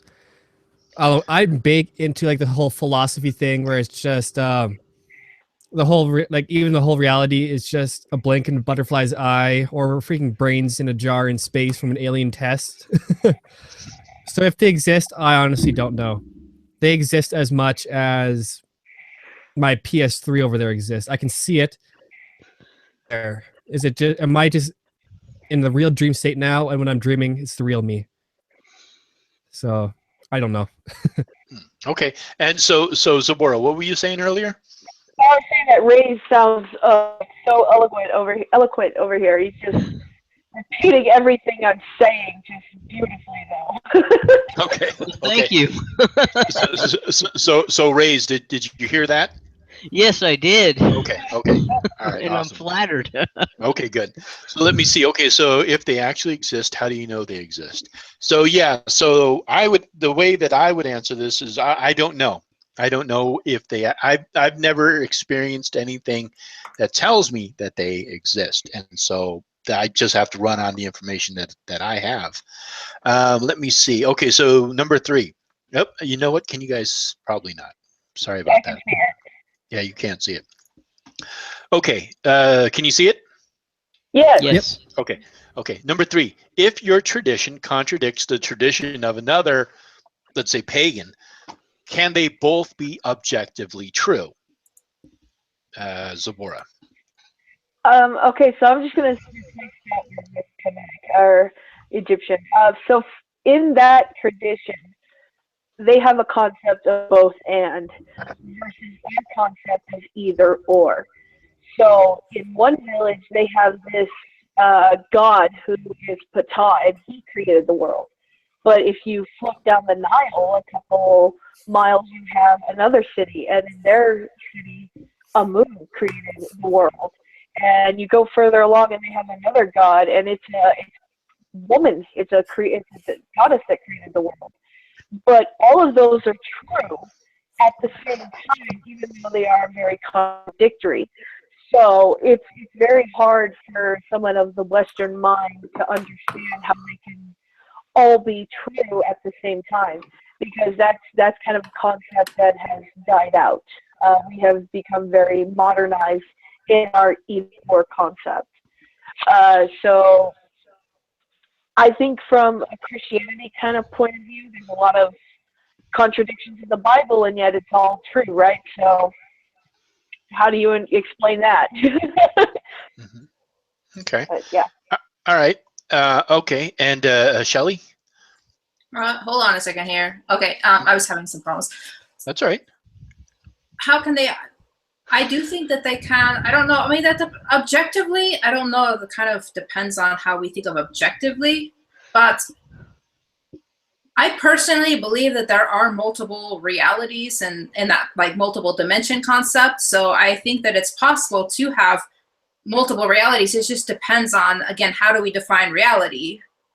But I don't know. I'm not having very deep thoughts right now. That's all right. That's okay. Rays? At the risk of sounding like a cop-out, I don't think the question applies, because I think objective truth is a concept that works well when we are speaking in the realm of science.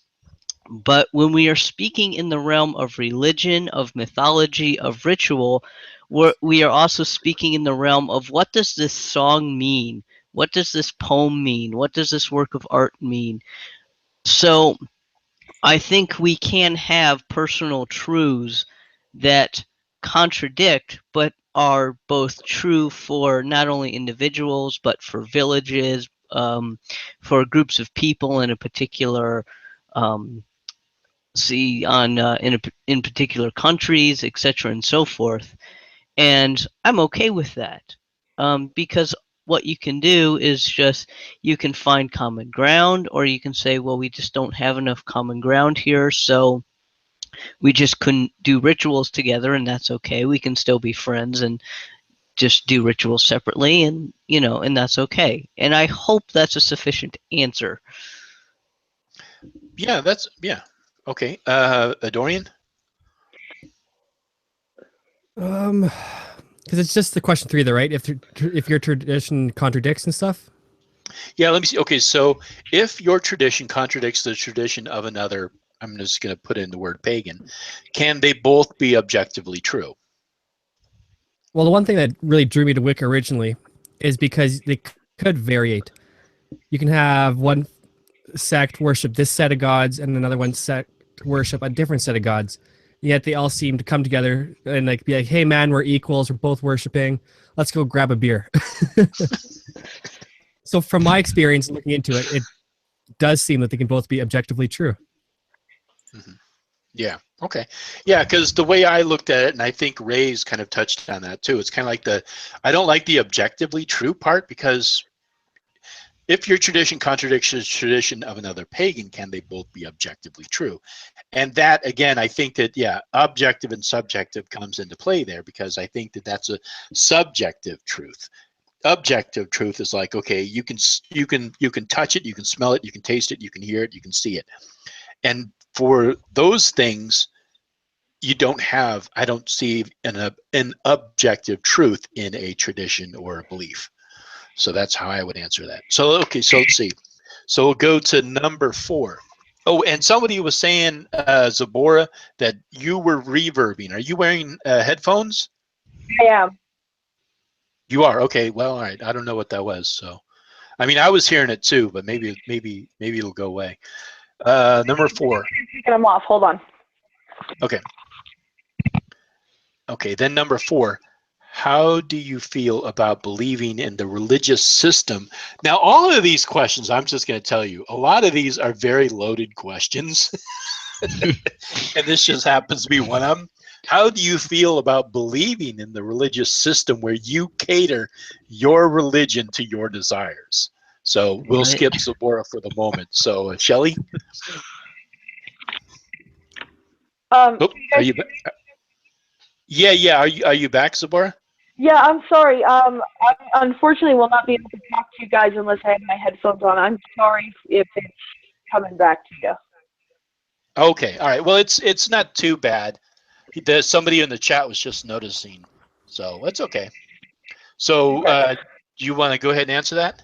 I was going to say, like all these questions are pretty loaded, but this kind of sounds more like a moral question to me. It's kind of like, how do I know what's right and wrong unless someone tells me? That's what this question sounds like to me. So how do I know what's right and wrong? Well, I have this thing, like a moral compass, and I feel bad when I do bad things, and I feel good when I do good things. So I don't need someone telling me what to do to know the difference between right and wrong. I know if I shoot somebody, I'm probably going to feel pretty bad about that. So, fuck you. I guess okay. I don't cater to my beliefs when I chose my religion because it resonates with my own identity, and that's I think the question that you're asking with that. Okay. And Shelley? All right. Could we possibly reread the question for me? Sure, of course. Sorry. That's okay. So the question is, number 4, how do you feel about believing in the religious system where you cater your religion to your desires? I don't like this question. Yeah, I know. It's a loaded question. That's why. I had it 5 times. Because I don't think that it's entirely catered to our personal, it's an independent tradition. It's very, it's not meant for everybody. Some people are more independent minded and don't, but I don't think that's all it is. I think there is a lot of non-selfish, non-independent aspects about it too. So I don't think it's a fair question. Yeah. Okay. Raise? I'm laughing over here because I don't even really properly understand the question, but I'll do my best. Yeah, you want me to read it again? No. I mean, I understand it as in I know which words are strung together. I'm just not even quite sure what they mean. Right. But I think, oh God, this hinges on a lot of misunderstandings, so I'm not going to try and give a detailed answer. As far as catering to my desires, I will first say that although not all heathens follow the 9 noble virtues, I rather like them as a code of conduct, and one of those is self-discipline, and so that's not an instant gratification sort of. It's not an instant gratification sort of religion, And another one is perseverance. So again, I mean, very often we want to stop when it's not the best thing to do. And secondly, catering to one's desires in and of itself, it can be wonderful or it can be terrible depending on those desires. If you desire above all things to become physically fit, for example, you can abstain from some desires like a piece of cake, but you will attain other desires like being physically fit in a year or two or something like that. So and I would also contend that those making the site follow a religion that caters to their desires, because I'm willing to bet all of them desire to have a relationship with a personal God who is a Lord and Savior. So there you go. Mm-hmm. Yeah, okay. Which is And, okay, by the way. I'm not judging if that's what they want to do. Dorian? Well, I'm just finding it funny that they put this for Wicca, because that is actually what the Satanic Bible pretty much tells you to do. And I'm not sure if they read what the Wiccan read. Like, you can cater that, I guess, kind of to you, but you still got some guidelines you got to follow. Like, I can't be a Wiccan and be like, yo, it's my Wiccan faith to go and slap every person I see. So I'm not sure exactly what he wants. Like, if Wicca was like that, yeah, I'd be on that bandwagon. I'd be like, oh, I cannot eat this because I am Wiccan. And it's like, sir, you have to. And it's like, nope. I decided for myself right now. I may have had it yesterday to eat, but for today, not allowed. I'm sorry. Yeah. So when I read these questions, I was like, several of them are really loaded. This is one of them, because it seems to assume that religion and your desires somehow are interconnected. And I think that those are, people have desires. It doesn't matter what religion you are. Your desires and your religion are completely separate, in my opinion. So I just didn't like this question. There's several of these questions that I just don't like. And this happens to be one of them. So let's see this next one.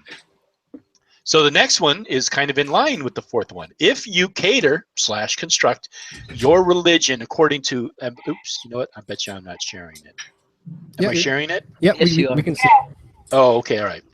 So if you construct your religion according to, and I think they mean your desires, not our desires.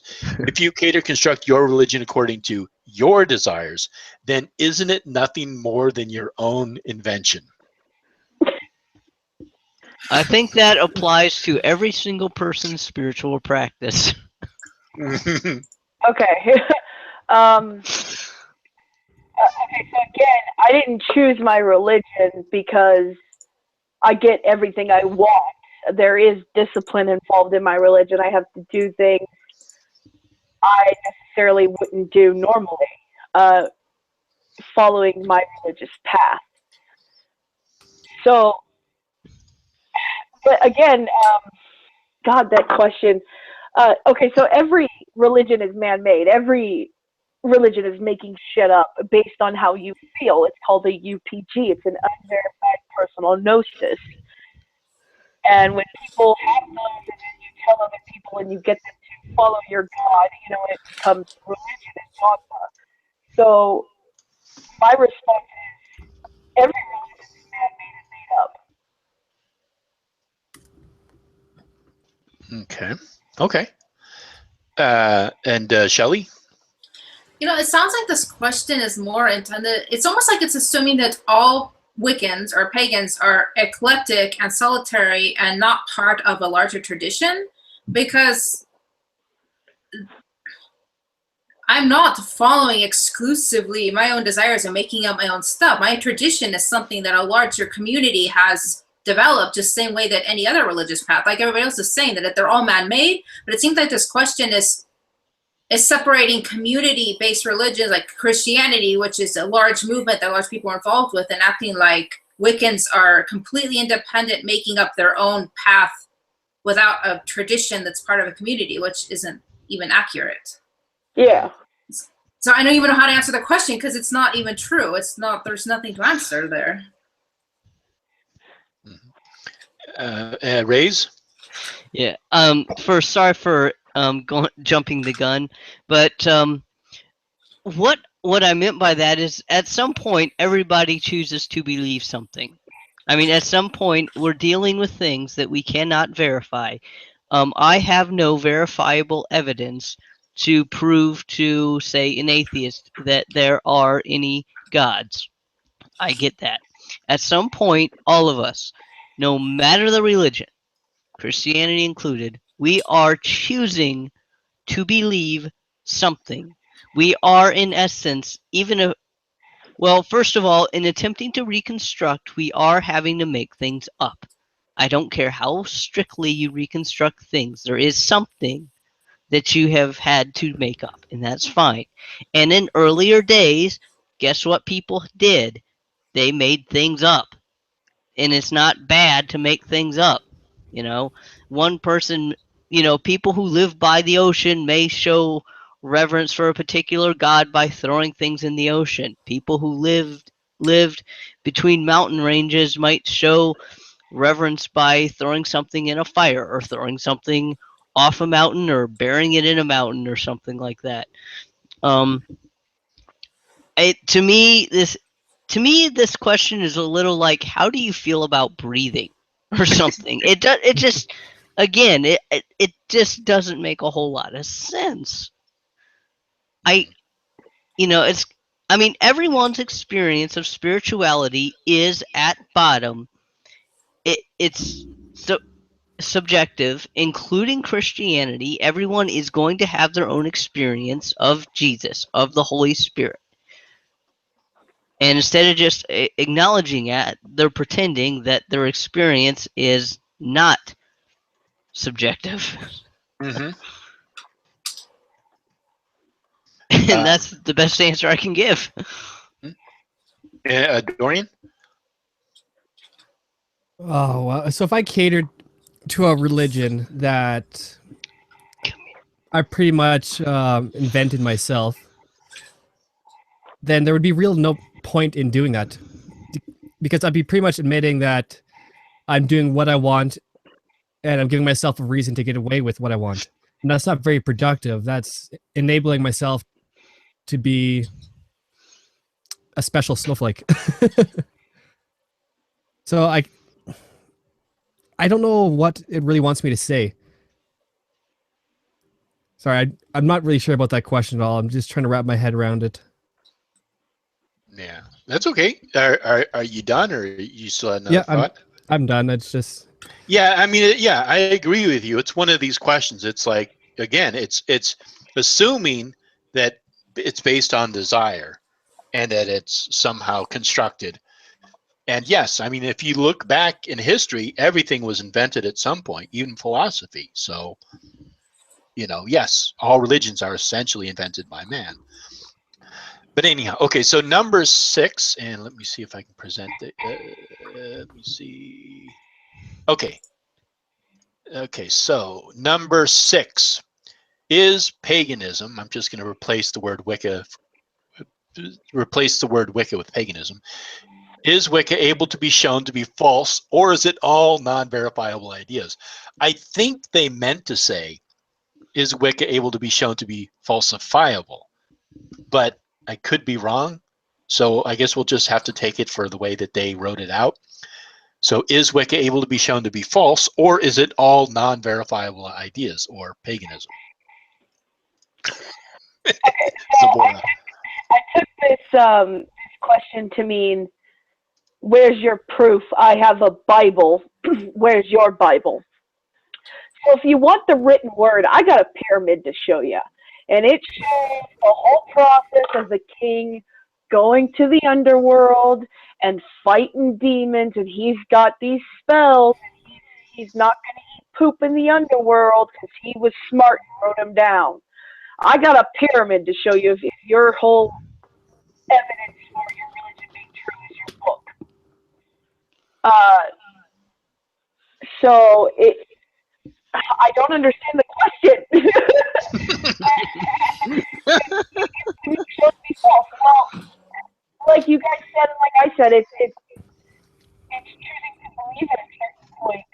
it's not false for me. It's my personal truth. But my personal truth may not be your personal truth. So I don't know how to answer. Okay, that's all right. Shelly? These questions are just stupid. What is this, like, just like a challenging trick to see what kind of responses we'll make to stupid questions? I don't. Basically, yeah. They're just so stupid because it's like it's like who do we know who wrote these questions? Yes, we do. Okay, It is is it a Christian then? Yes, it is. Okay. So what it is, sorry, Shelley, hold on a second. No. So it's called a Christian Apologetics and Research Ministry. It's a gentleman. Can you all see this? Yes. Okay. And it's this guy named Matt Slick. Oh, And dear. I just think his last name is so appropriate. His last name is Slick. He is the president and founder of the Christian Apologetics and Research Ministry. So he's the one who wrote these questions. That explains a lot, because clearly he's taken it again for the specific question from the perspective that the Bible proves it, that his stuff is verifiable, and so all these questions are already loaded. It's like he already has the answer and he just wants to trick us into seeing it his way. That's really what I'm getting at, is because it's like verifiable truth. Like, what the hell? What's your Bible? What the hell? I'm not answering. I'm just like, Okay, that's all right. You don't have to answer it. Stupid. That's my problem. Like, because you have a Bible, therefore proof. Right, exactly. I got stuff that was written down too. All right, hold on a second. So, okay, Raise.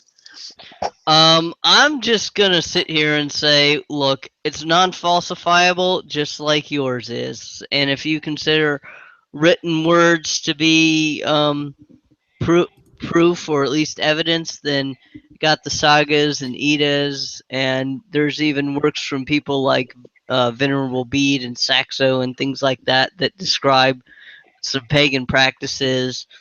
I mean, again, it goes back to I don't even understand the question really, because these questions are so poorly formulated. It doesn't make any sense. Yeah, they seem to be kind of, yeah. Dorian?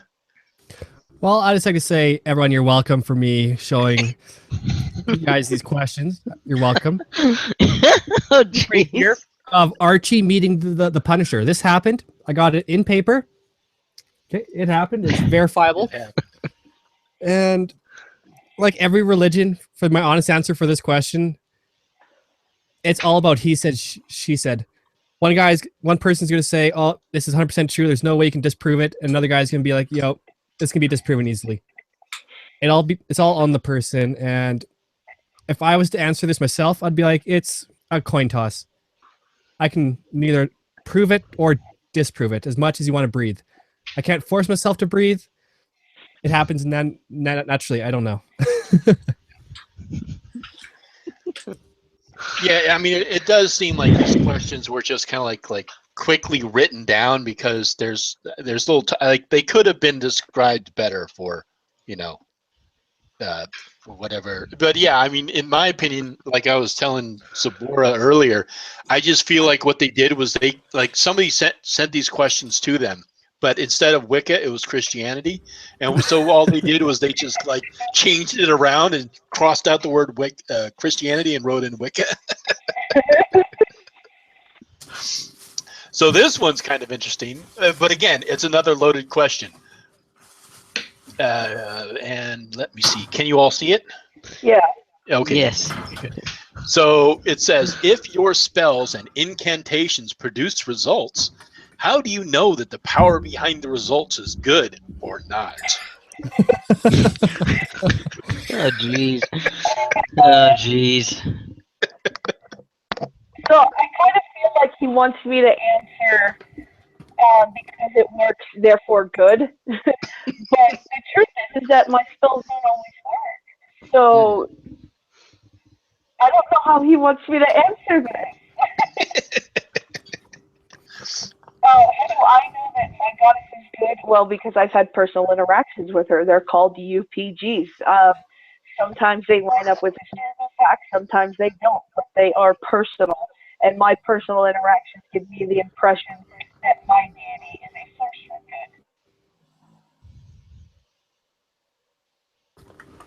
good. Okay. Shelley?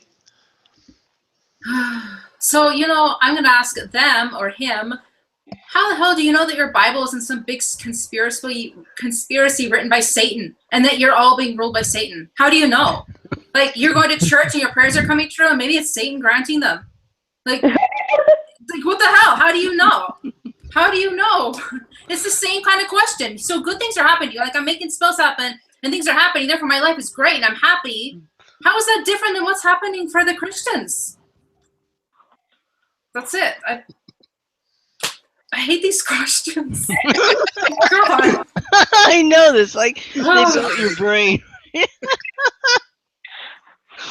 All right. Raise.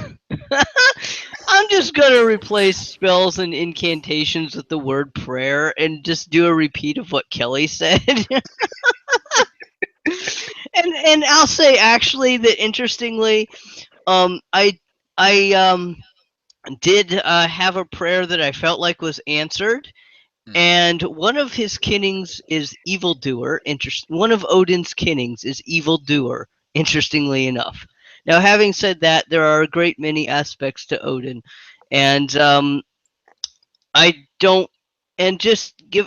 the results having been good, fruitful results, I don't attribute it to evil. Because, let me put it to you this way. If somebody is consistently friendly towards you and they do what they say they're going to do and they don't stab you in the back or anything like that, do you think they're a good person or do you think they're an evil person? It's possible that they're evil and they've just been manipulating you for 6 months or 6 years or 6 decades because they have a master plan. But do you really want to live your life like that? Or do you want to say, wait, well, you know what? This has actually been good and fruitful and wholesome. So this is probably good and fruitful and wholesome. Okay. Dorian? Well, I actually watched a whole documentary about this, about what if the devil came before? Like, let's say from the whole Christianity perspective, wouldn't the devil want to come before God's son and imitate him? Because then everyone would be worshiping him and he would be the God that the Christians know today. The best way to get people away from the true faith is to not attack it, but pretend to be it. So I watched this whole documentary about how Jesus might have been a whole devil in the shadows kind of deal. And it makes sense because you get more people with honey than with vinegar.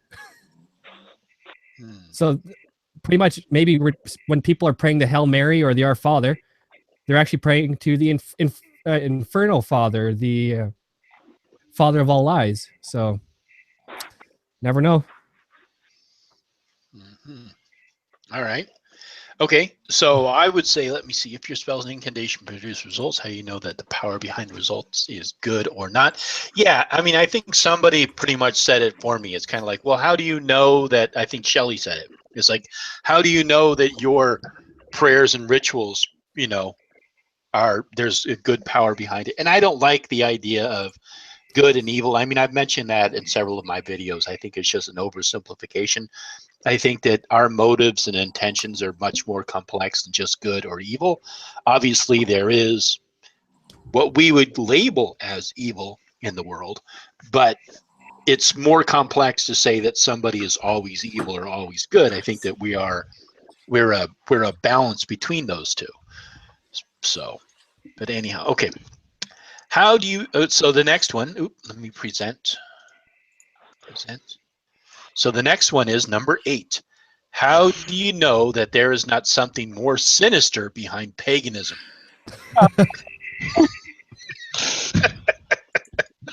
Nice. Zabora?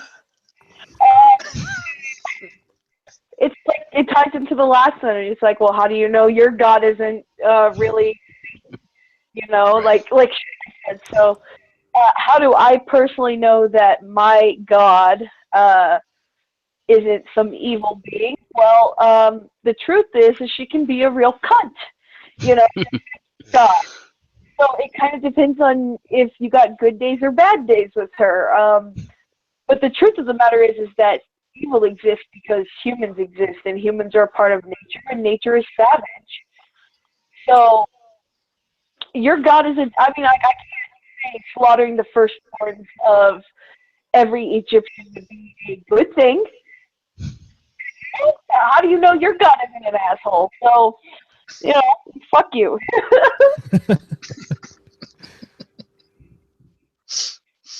Shelley?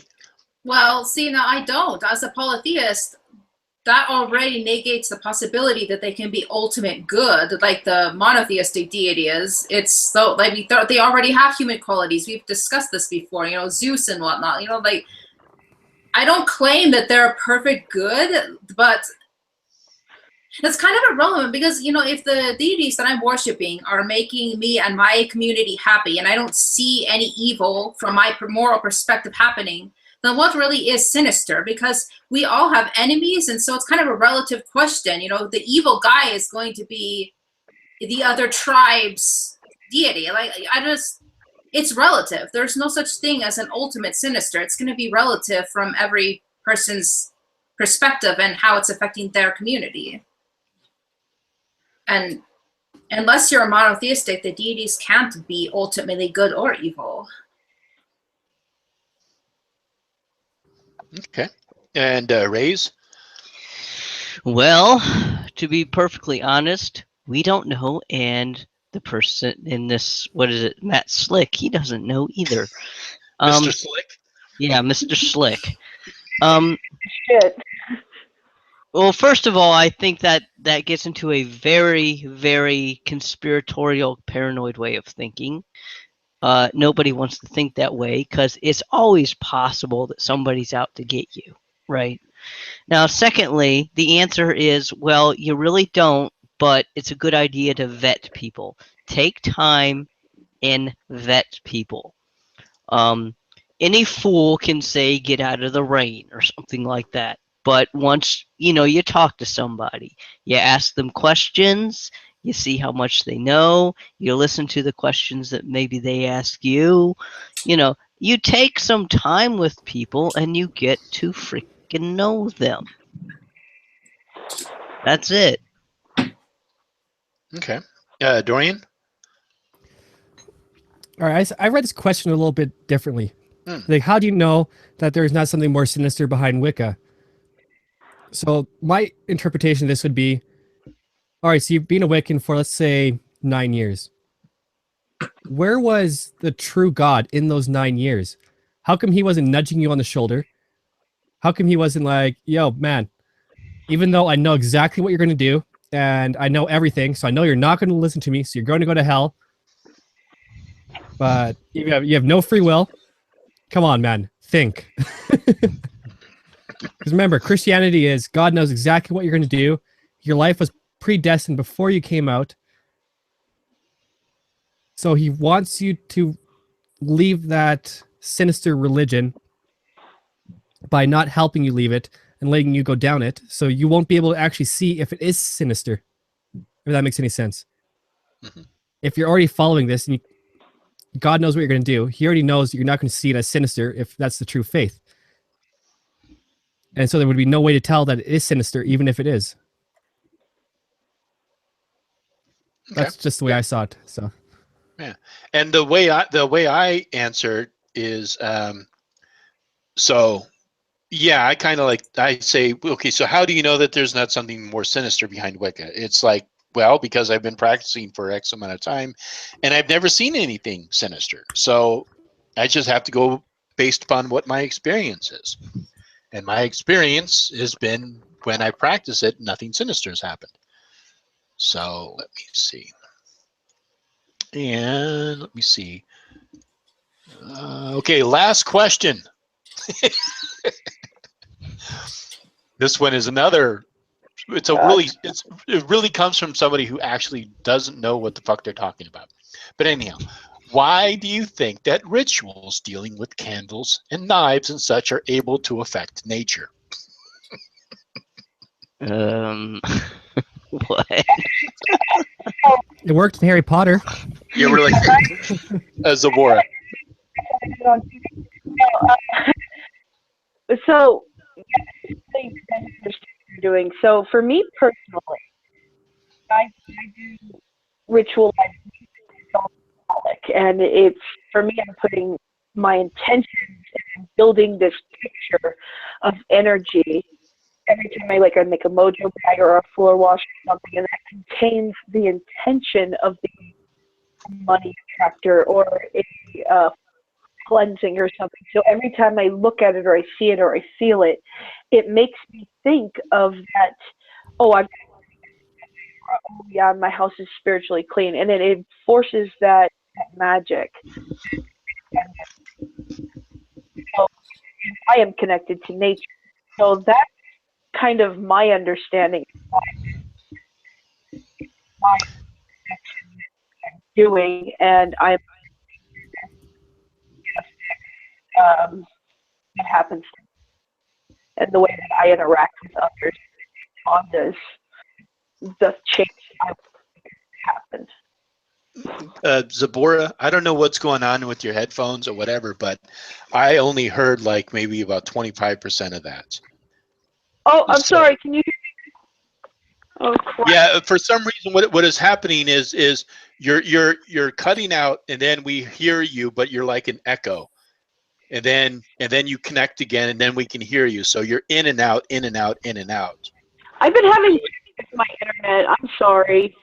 That's all right. I don't think it's an internet. It sounds something like like I said, it sounds like we hear you fine, and then it goes, and then we kind of hear like an echo. So anyhow, I mean, I just don't know if there's anything you can do to fix that. You know, I think it's these headphones. I'm sorry, like on my phone and it kind of crushed it. Okay. All right. Well, anyhow, so I think we kind of understood what you said. Did other people hear that? I heard some of it. Okay.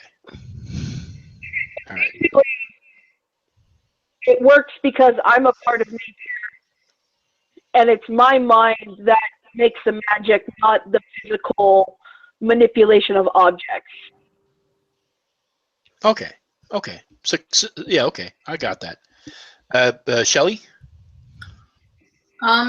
Yeah, I mean, I think that the mind is a big part of it. And although I'm a hard polytheist, and so that whole archetypal concept isn't there, I do think that a lot of magic is, I don't know how to say this because I don't mean in the head, but I do mean in the head. I think a lot of it is a psychosomatic effect. I really think that's what a lot of magic is. But then I do think, though, that tools are important, too, because I know this is unpopular, I believe, because most of the witches nowadays are really big on intent and that you don't need tools. But I think that you are connecting with the energies of other items, and that's how it affects nature. But if you're just doing it as intent, that it's less effective. But that's just my personal belief. But I think it can be a little bit of both. Okay. Raise? Wow. I find this very odd that this person who thinks that his rituals with candles and an altar and a book and things like altar calls and music played at certain times that's supposed to be emotionally stirring with high points and low points. This is a person who is supposed to understand ritual, and he has his opinions about things like prayers and his rituals affecting the will of God. And he's asking us, how do we think these things will affect nature? I don't, like, what the hell? And really answering this question, and I'm not going to try to really hazard an answer to this question because it involves ritual space, ritual format, ritual tools.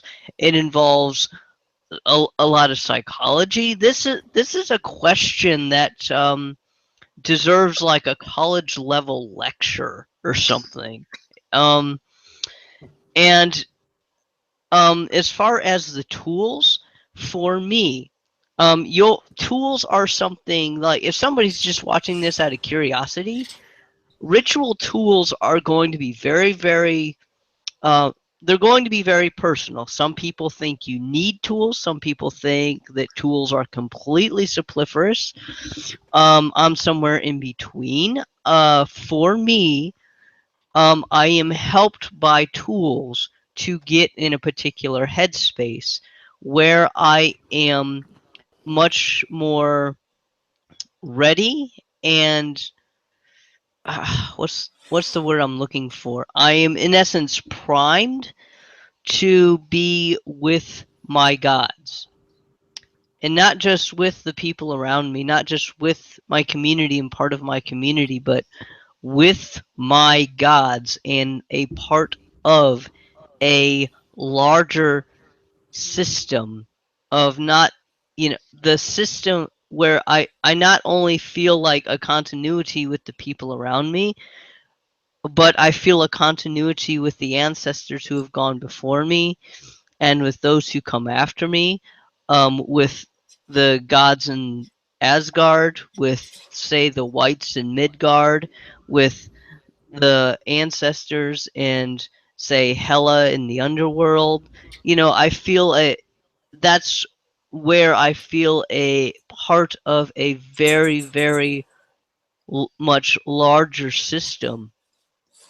And I think that the tools, like say a drinking horn, and some people will laugh and maybe say, well, a drinking horn, that's silly, that's pretentious. And I think once ritual's done and over with, there is a sense of, hey, I'm drinking out of a drinking horn, and isn't this just cool? Sure, there's sort of an aspect to that, kind of like some people like to dress in period clothing because it's cool, and other people dressing in period clothing really helps them to get into that ritual space.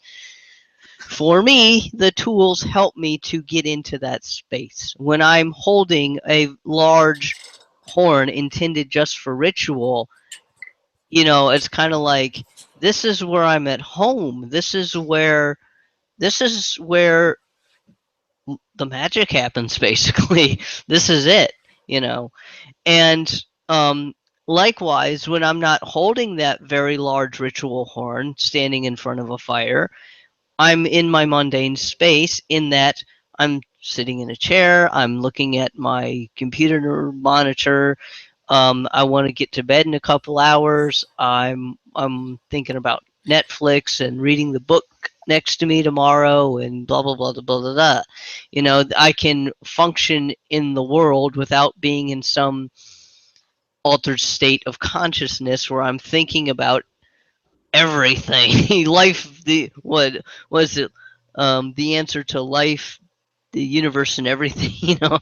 I can carry on in the mundane world when I'm not surrounded by the trappings of ritual.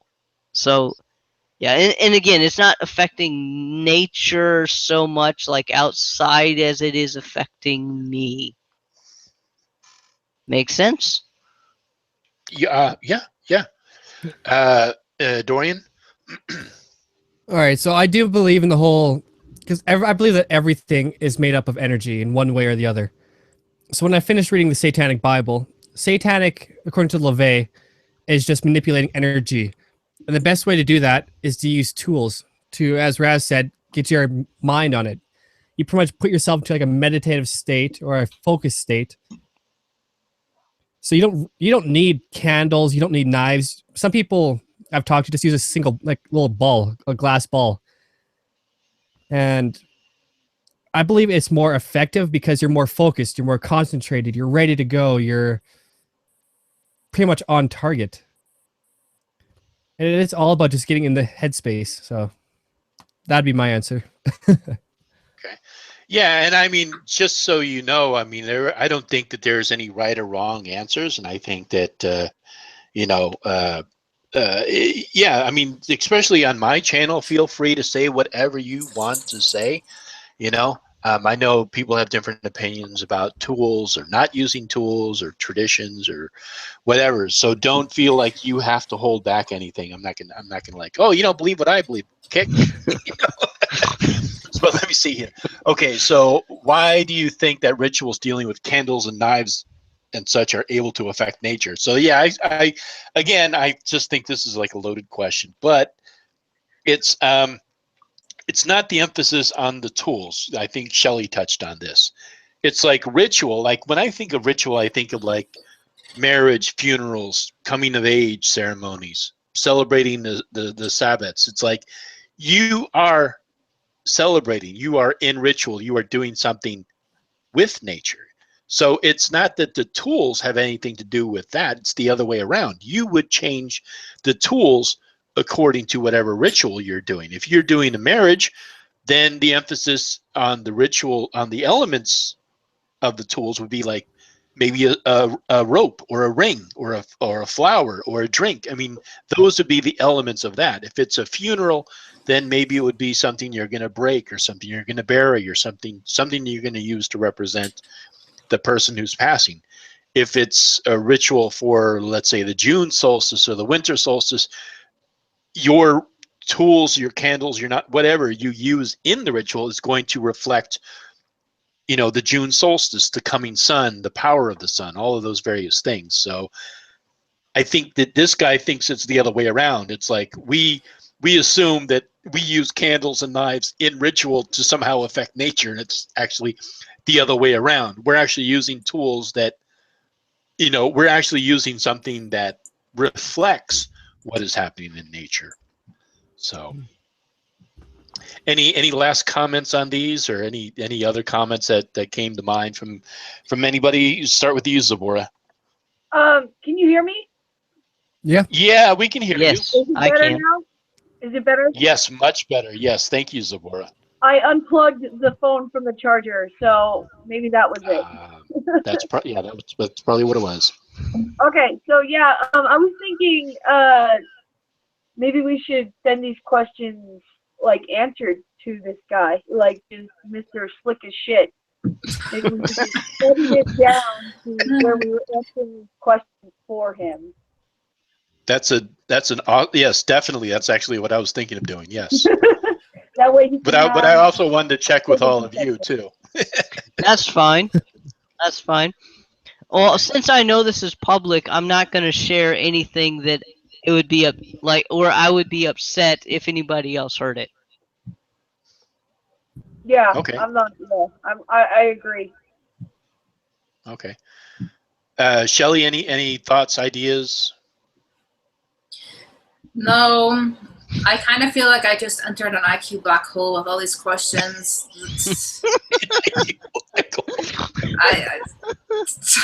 I have nothing else to add. Yeah. Dorian? I just love the first question and the last one. The first one is pretty much, are you an atheist or not? Right. The last question is like, are you going to go see Dumbledore to go get your wand ready? It's just like, it's just like, yes. It's like he's trying to be clever, but he's failing. Yeah.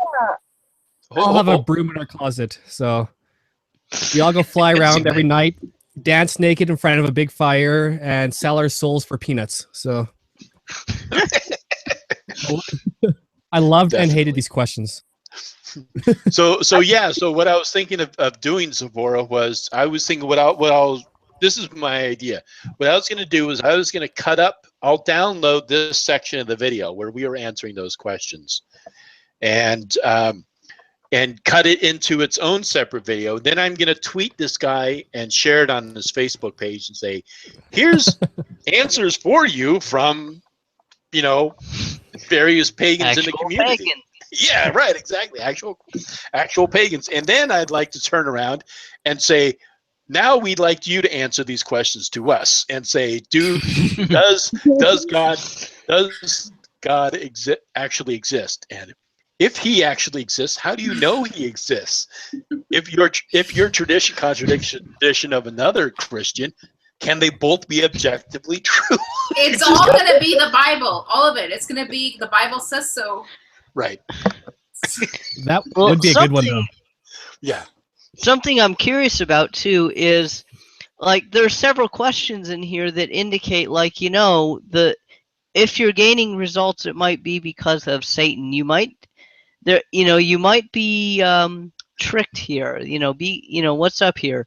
Well, it's kind of interesting then that people, when they quote get saved, when they give their lives to Jesus, the very first time they are introduced to the concept of Jesus, they are then encouraged to give their heart and soul and make him Lord and Savior without any sort of vetting process, without saying, you know what, don't do it now. You should read the Bible. You should study the history of Christianity. Certain Christians you may or may not admire. You should go and hang out and associate with Christians. You should pray, but not pray in the sense of, okay, I'm giving you my soul, I'm yours, but pray in the sense of, like, okay, I'm open to you. I want to see what you're about, or show me the right Christians to be around, get me to the right information, something like that. There is no vetting process with Christianity, and yet here he is saying, just, not he in this, but, they say, okay, give your heart to Jesus. The first time you ever hear about Jesus, and then you're supposed to read the Bible, and then you're supposed to find a church, right? And yet in this, he's like, well, be cautious, because, the devil might be tricking you. Right. Yeah, I felt the same way. Like, he was asking questions, but he was trying to mask it. Like, there were certain questions he was trying to get at, but he wasn't quite coming out and flat out saying them. Right. Yeah. Yeah. I mean, that's the thing. It's kind of like, they just go along the assumption that their religion is the right and correct one, and obviously that's what they believe. Otherwise, they wouldn't believe it. But then they turn around and they just assume that every other religion is of Satan. It's just kind of like I look at it this way. It's like, okay, a Christian believes something different than me, but that's just they have a different belief than I. So I'm able to, like, separate the two.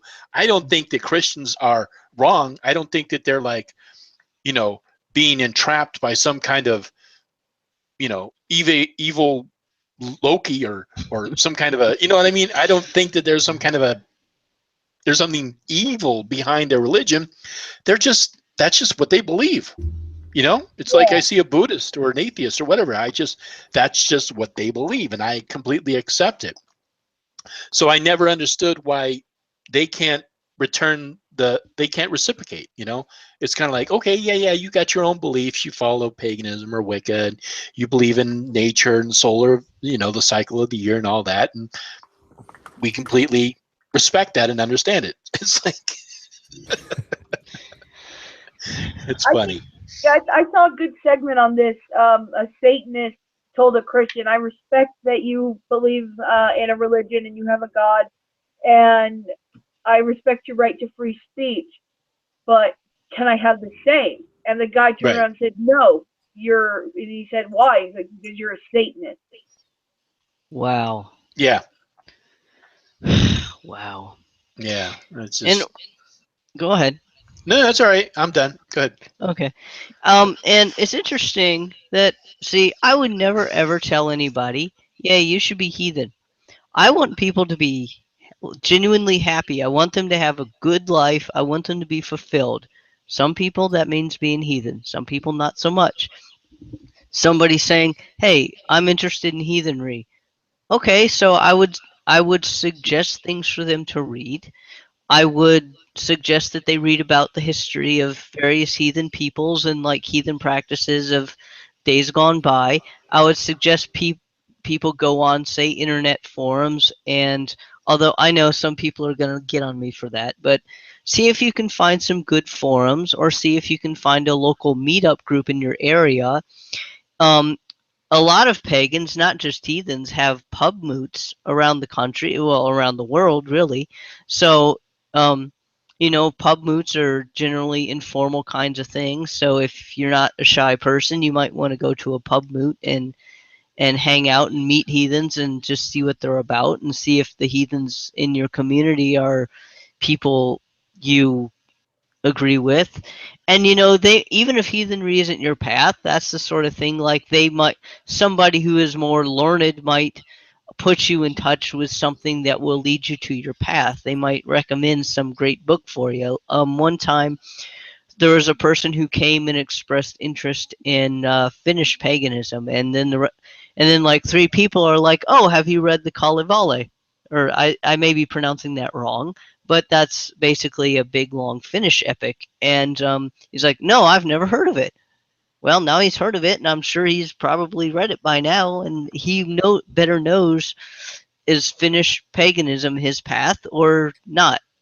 Or is it something close to Finland but not so much? I mean, it's just, I would tell people to like vet a religious path and vet the people in their community, and in essence vet particular gods before they ever embark upon a path.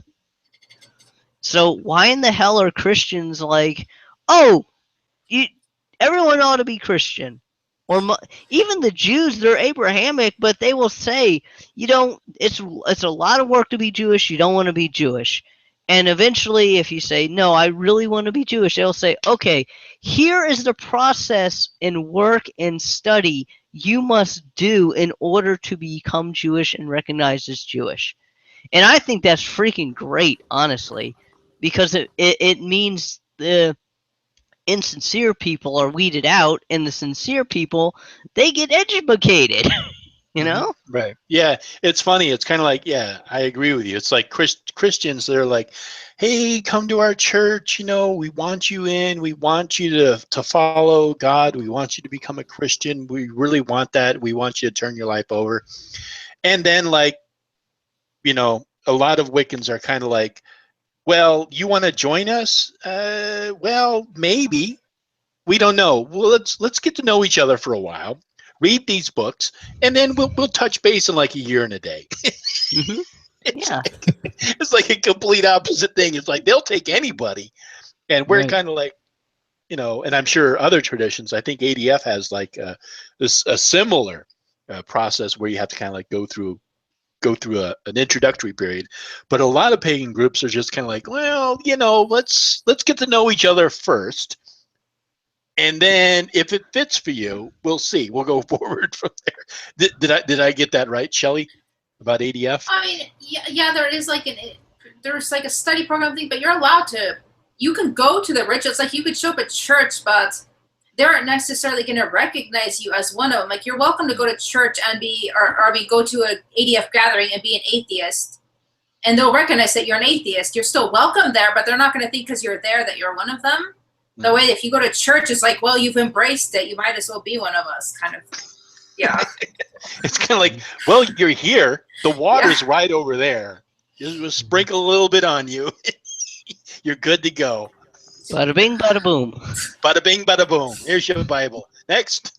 Step on up. That's their religion, though. They have to tell everybody about the Word of God, or they're not a good Christian. Right. They have to proselytize. Yeah. That's part of their dogma.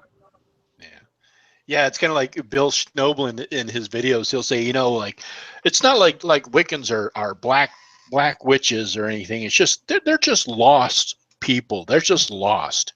It's like, no, we're not lost. Not all that wander are lost.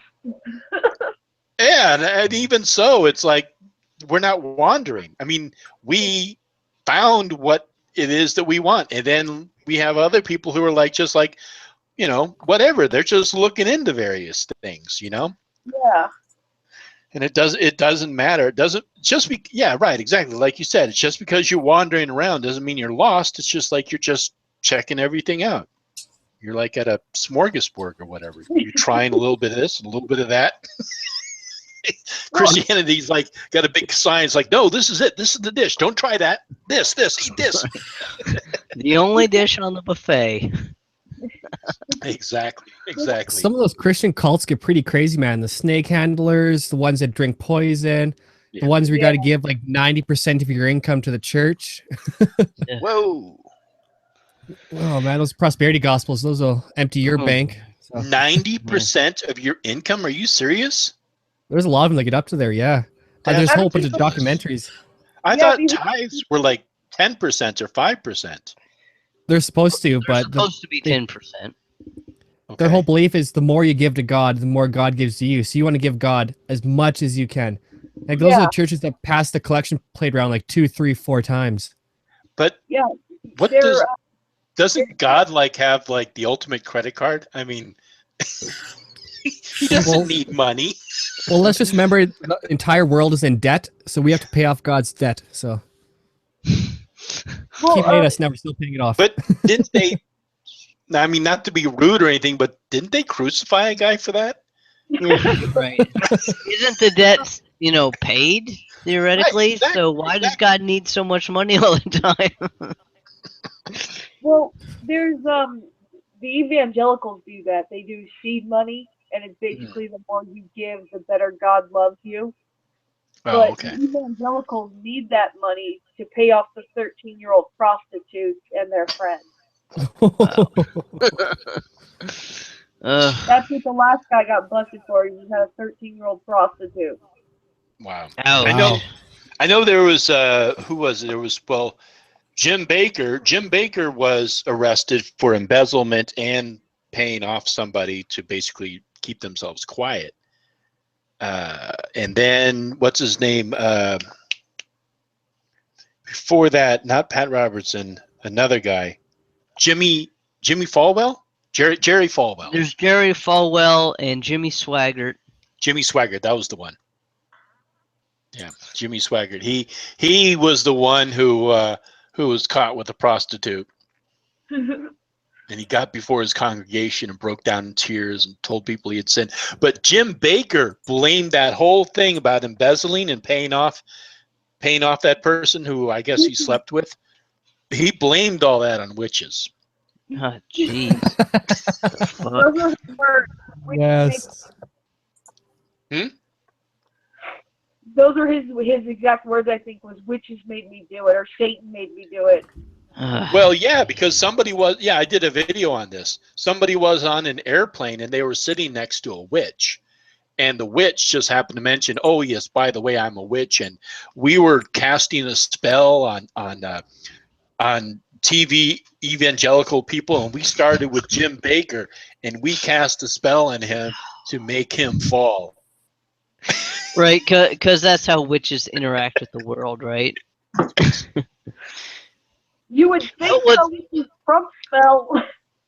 What's funny is I can absolutely see a Christian on a plane saying, by the way, I'm a Christian, and I was wondering if you had heard the good news.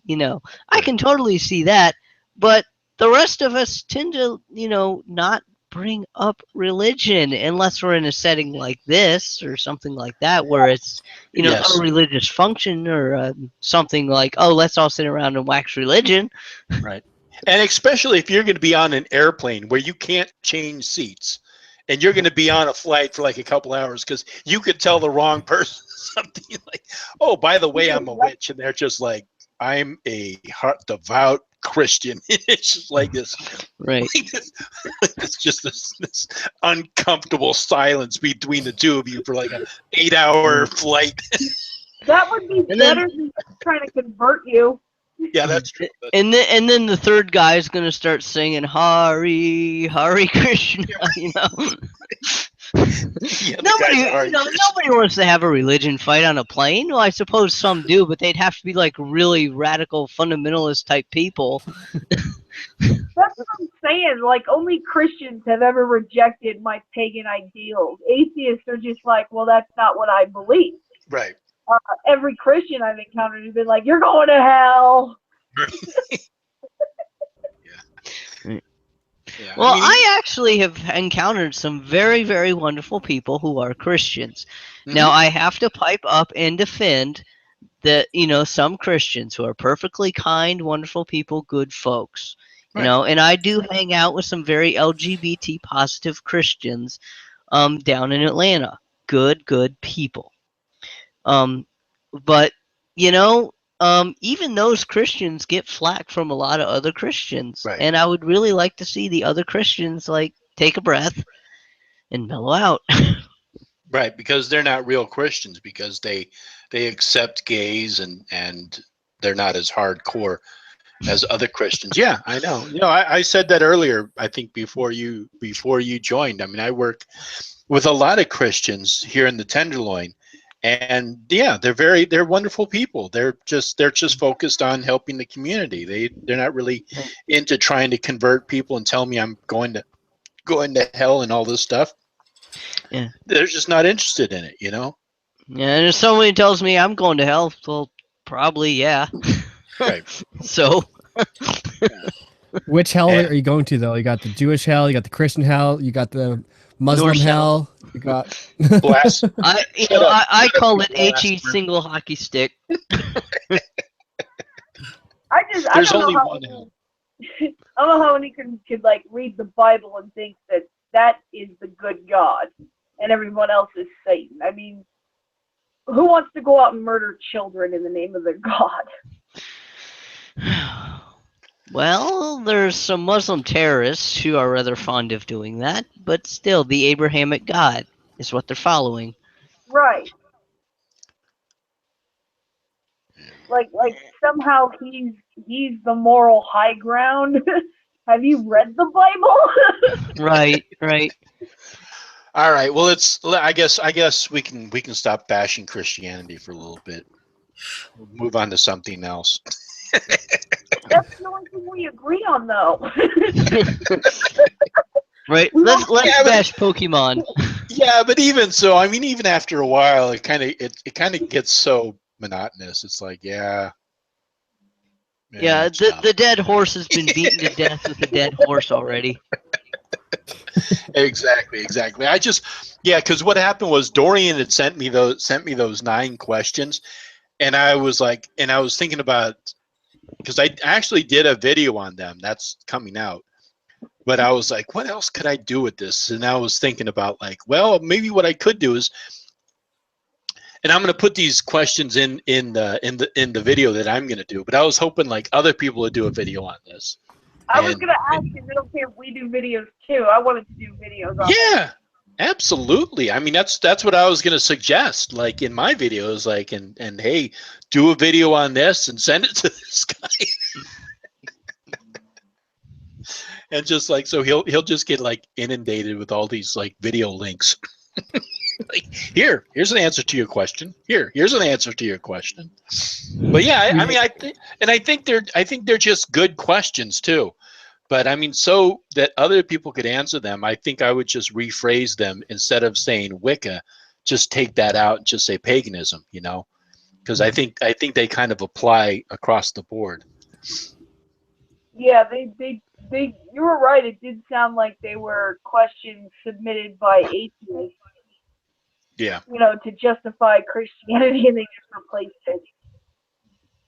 Mm-hmm. Yeah, and then they just replaced Wicca with replaced Christianity with Wicca. Yeah, because that's what it seemed like. Because it seemed like questions like, like an atheist or a skeptic would pose to a Christian, like, how do you know that your God isn't evil? How can you prove that your God exists?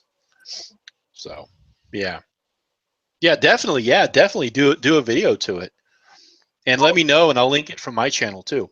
Will you actually, when you put your video up, will you link the site where these questions are found so I can write them down and I can do a video on them? Yeah. What I'm going to do is I put it in here earlier, but I'll put the link in the bar. That'd be great. Thank you. Yeah. So I'll put it in the chat room right now, and let me see. I think I can even post it in here too, so you guys could see. You see that link? Yes, I see it. Okay. Okay. Cool. So yeah. So definitely go and check it out and do a video response to it, and I'll put a link in my video, and then because this guy's got a Twitter, he's got a Twitter handle and a Facebook. Does he? Wait. Well, Is there a way to contact him? that'd Let me be see. great if you could put it on Facebook. Yeah. Let me see. I think those were actually just share buttons, so you could share them on Facebook or Twitter. But let me see if there's a way to Is there a way to contact him, Dorian? I'm looking that up right now. Because I From see my- there's submit email, and then there's submit correction, submit feedback down the very bottom. So he has an email, info@carm.org, and then yes, they do have a Facebook and a Twitter. You can email him a link or a link of your video. Wait, I found his Twitter, I believe. Let me just. Yeah, he has Facebook and Twitter down the very bottom. Mike's slick as shit. I liked his last name, Slick. Mr. Slick. He thinks he was being slick with those questions. Yeah, I imagine somebody in a pinstripe suit with a fedora flipping a coin with a toothpick in his mouth, you know. I think you might be confusing him with a 30s gangster. Oh, gee, where could I get that idea? Hey, kid. You got Oh, and good news, he also has live radio shows. Oh, fun. Oh, no. Oh, no. So maybe we might get our answers on a live radio show. So We never get answers. We get muted and kicked. You're like, how dare you question us? Goodbye. Now, Oh, I Get prayed for. Yeah. well, if somebody wants to pray for me, it's their time. I can think for them, you know. But I gotta say, I generally do not associate directly with people like apologists and such, because you get asked questions along the lines of, when did you stop beating your wife? These people do not argue or discuss in good faith. Right. Yeah. So it's kind of like, well, all you need to do here is just climb this hill, and when you're at the top of the hill, then you'll show me that you're not wrong. So you start climbing the hill, and then you notice while you're climbing the hill, they're throwing rocks at your back or something. You know? Yeah. I'm metaphorically speaking. Nobody actually did this to me, mind you. Right. Right. Yeah, I know, but because even just reading some of those questions, it's like they were already loaded questions. So I could easily see them saying like, yeah, so when did you stop beating your wife? Right. Wait a second, I didn't say anything about that. Well, I think the best example of that is Ray Comfort and his questions. Oh, I forget what it is, but the where he's like, okay, do you consider yourself a good person? Okay. And it's like, well, have you ever Right. lied? Have you ever lusted after a woman? Have you ever Right. taken the Lord's name in vain? And it's like the questions don't even necessarily apply to the people he's talking to, because, well, sure, I've lusted. I don't think lust is bad. It's just a feeling, you know? It's not like I went over to somebody and pressed myself against that person and said, like, hey, let's fuck. I mean, you know? But anyway, and then they'll say yes to all these questions. Be like, oh, Right, so you're 'cause they're being not a honest. good person, right? Right. And he'll say, okay, so you're not a good person, so you don't actually stand up to God's standards, and and he'll walk you through this. Well, he'll walk you through this like obstacle course of bullshit.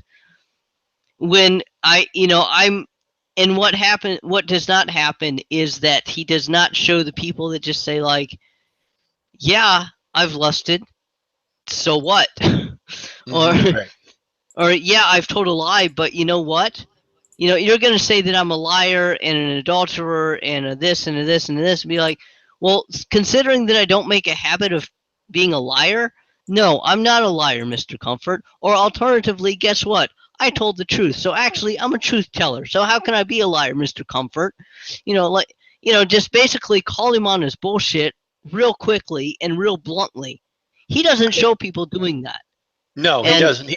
He edits Go his ahead. videos. He edits his videos to say only what he wants them to say. He's been known for doing this. He's done that with pretty much everybody. He'll take those videos and he'll just cut it up, and then he'll show only those people who just kind of like they hesitate or just say yes or whatever. Yeah, he's very deceitful that way. So yeah, that's why I don't actually directly talk with apologists. And I used to get into arguments with and this would be like face to face kind of arguments. And I used to get into arguments with people who were like they were Christian enough so that they had gone on mission trips and they would just read the Bible every day because they're that committed to it and everything. And there are techniques for argumentation. They aren't techniques generally for getting at truth. They're techniques for trying to make you look bad because you're less trained in just argumentation. So you might say something and mean it one way, and everybody in the colloquial, everyone understands the colloquial speech, but they might take it in a way that's like totally different and make it sound like you think it's okay to rape kids, because you think maybe you think ethics are subjective, right?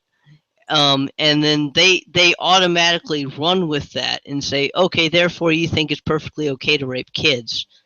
And say, well, then how can I trust you as a moral person? How can your standards be moral? Because you just said it's okay to rape kids. Something like that. And it's like you can't. It's like on the level of, okay, these people have renounced reason. They're not interested in getting to truth. They're not interested in winning an argument by having a better argument. They're interested in winning by making you appear to lose. Mm-hmm. Yeah. Yeah, and the 10 Commandments, there's only 3 of them that are actually laws. There's thou shalt not rape, thou shalt not bear false witness, and thou shalt not murder. But the rest of them are all pertaining to pleasing God. So even if you looked at most laws throughout most countries and you compared them to the 10 Commandments, it's like really the morality is in the laws of the land, which have already been established by the culture, the country, whatever, because they dictate the laws. And most laws are they're usually moral laws. I mean, obviously you get some countries where they're like, we would look at their laws and we would say that they're not moral, but that's just because we have a different perspective on it. But religion doesn't give morality. The society, the culture, the family gives the morality, and it also evolves and changes. Mm-hmm. Yeah, but yeah, this was fun. I enjoyed it. I hope people enjoyed the questions. I know it sounded like Shelley was kind of getting a little irritated. Yeah. I hate these questions. Well, yeah. They're brain melting. Yeah. They really were weird questions. Yeah, they were. But yeah, definitely. I think that video is coming out on Wednesday. Is it Wednesday? Sunday, Monday, Tuesday? Yeah, it's coming out on Wednesday. So definitely do a video on this and let me know, and I'll link it to my channel, and then we can send it to this guy. It'll be fun. Yeah, I want to do it. It sounds like it's going to be. I mean, those would be really good questions because they are a lot of questions that you encounter as a pagan from Christians about morality and good versus evil and things like that. So it's good in general anyway. Yeah. Well, would it be okay if I posted that page of questions on my Facebook and then gave everyone your name and said, "Hey, respond to these questions on YouTube," and then send the video to Hellbound Heathen by Wednesday? Oh, you don't have to go through me. You could go to him directly. What I was just thinking was so that people would watch your video. I was saying you could let me know that you put a video up, and then what I'll do is, like, down in my comment section, I'll put, like, oh, and I got a response from so and so, and I'll just add to there. But you could send it to him. Yeah, of course. Oh, Yeah. okay, cool. Yeah, I don't really want to be the point person. Oh, You know what I okay, mean? okay. I thought went you were all like Hellbound. trying to orchestrate a larger project. No. I mean, no. I think that it would be just too much to try to, like, get people's videos and snip them together and create, like, some big community. No, Right. that would be Like just the too much. 4-hour compilation. Right, exactly. And now let's hear from the heathens what they had to say about it. Right. 24 hours later, and we still haven't even heard from the druids. Right. Right. We got to hear from the comedics. Yeah, and the Wiccans are still bickering about whether or not the threefold law will be in there.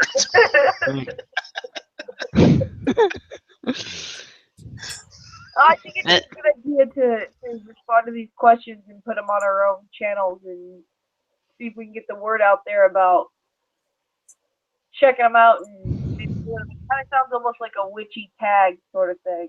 Yeah, it does. Yeah, I mean, maybe it'll catch on. Like, more people will do it.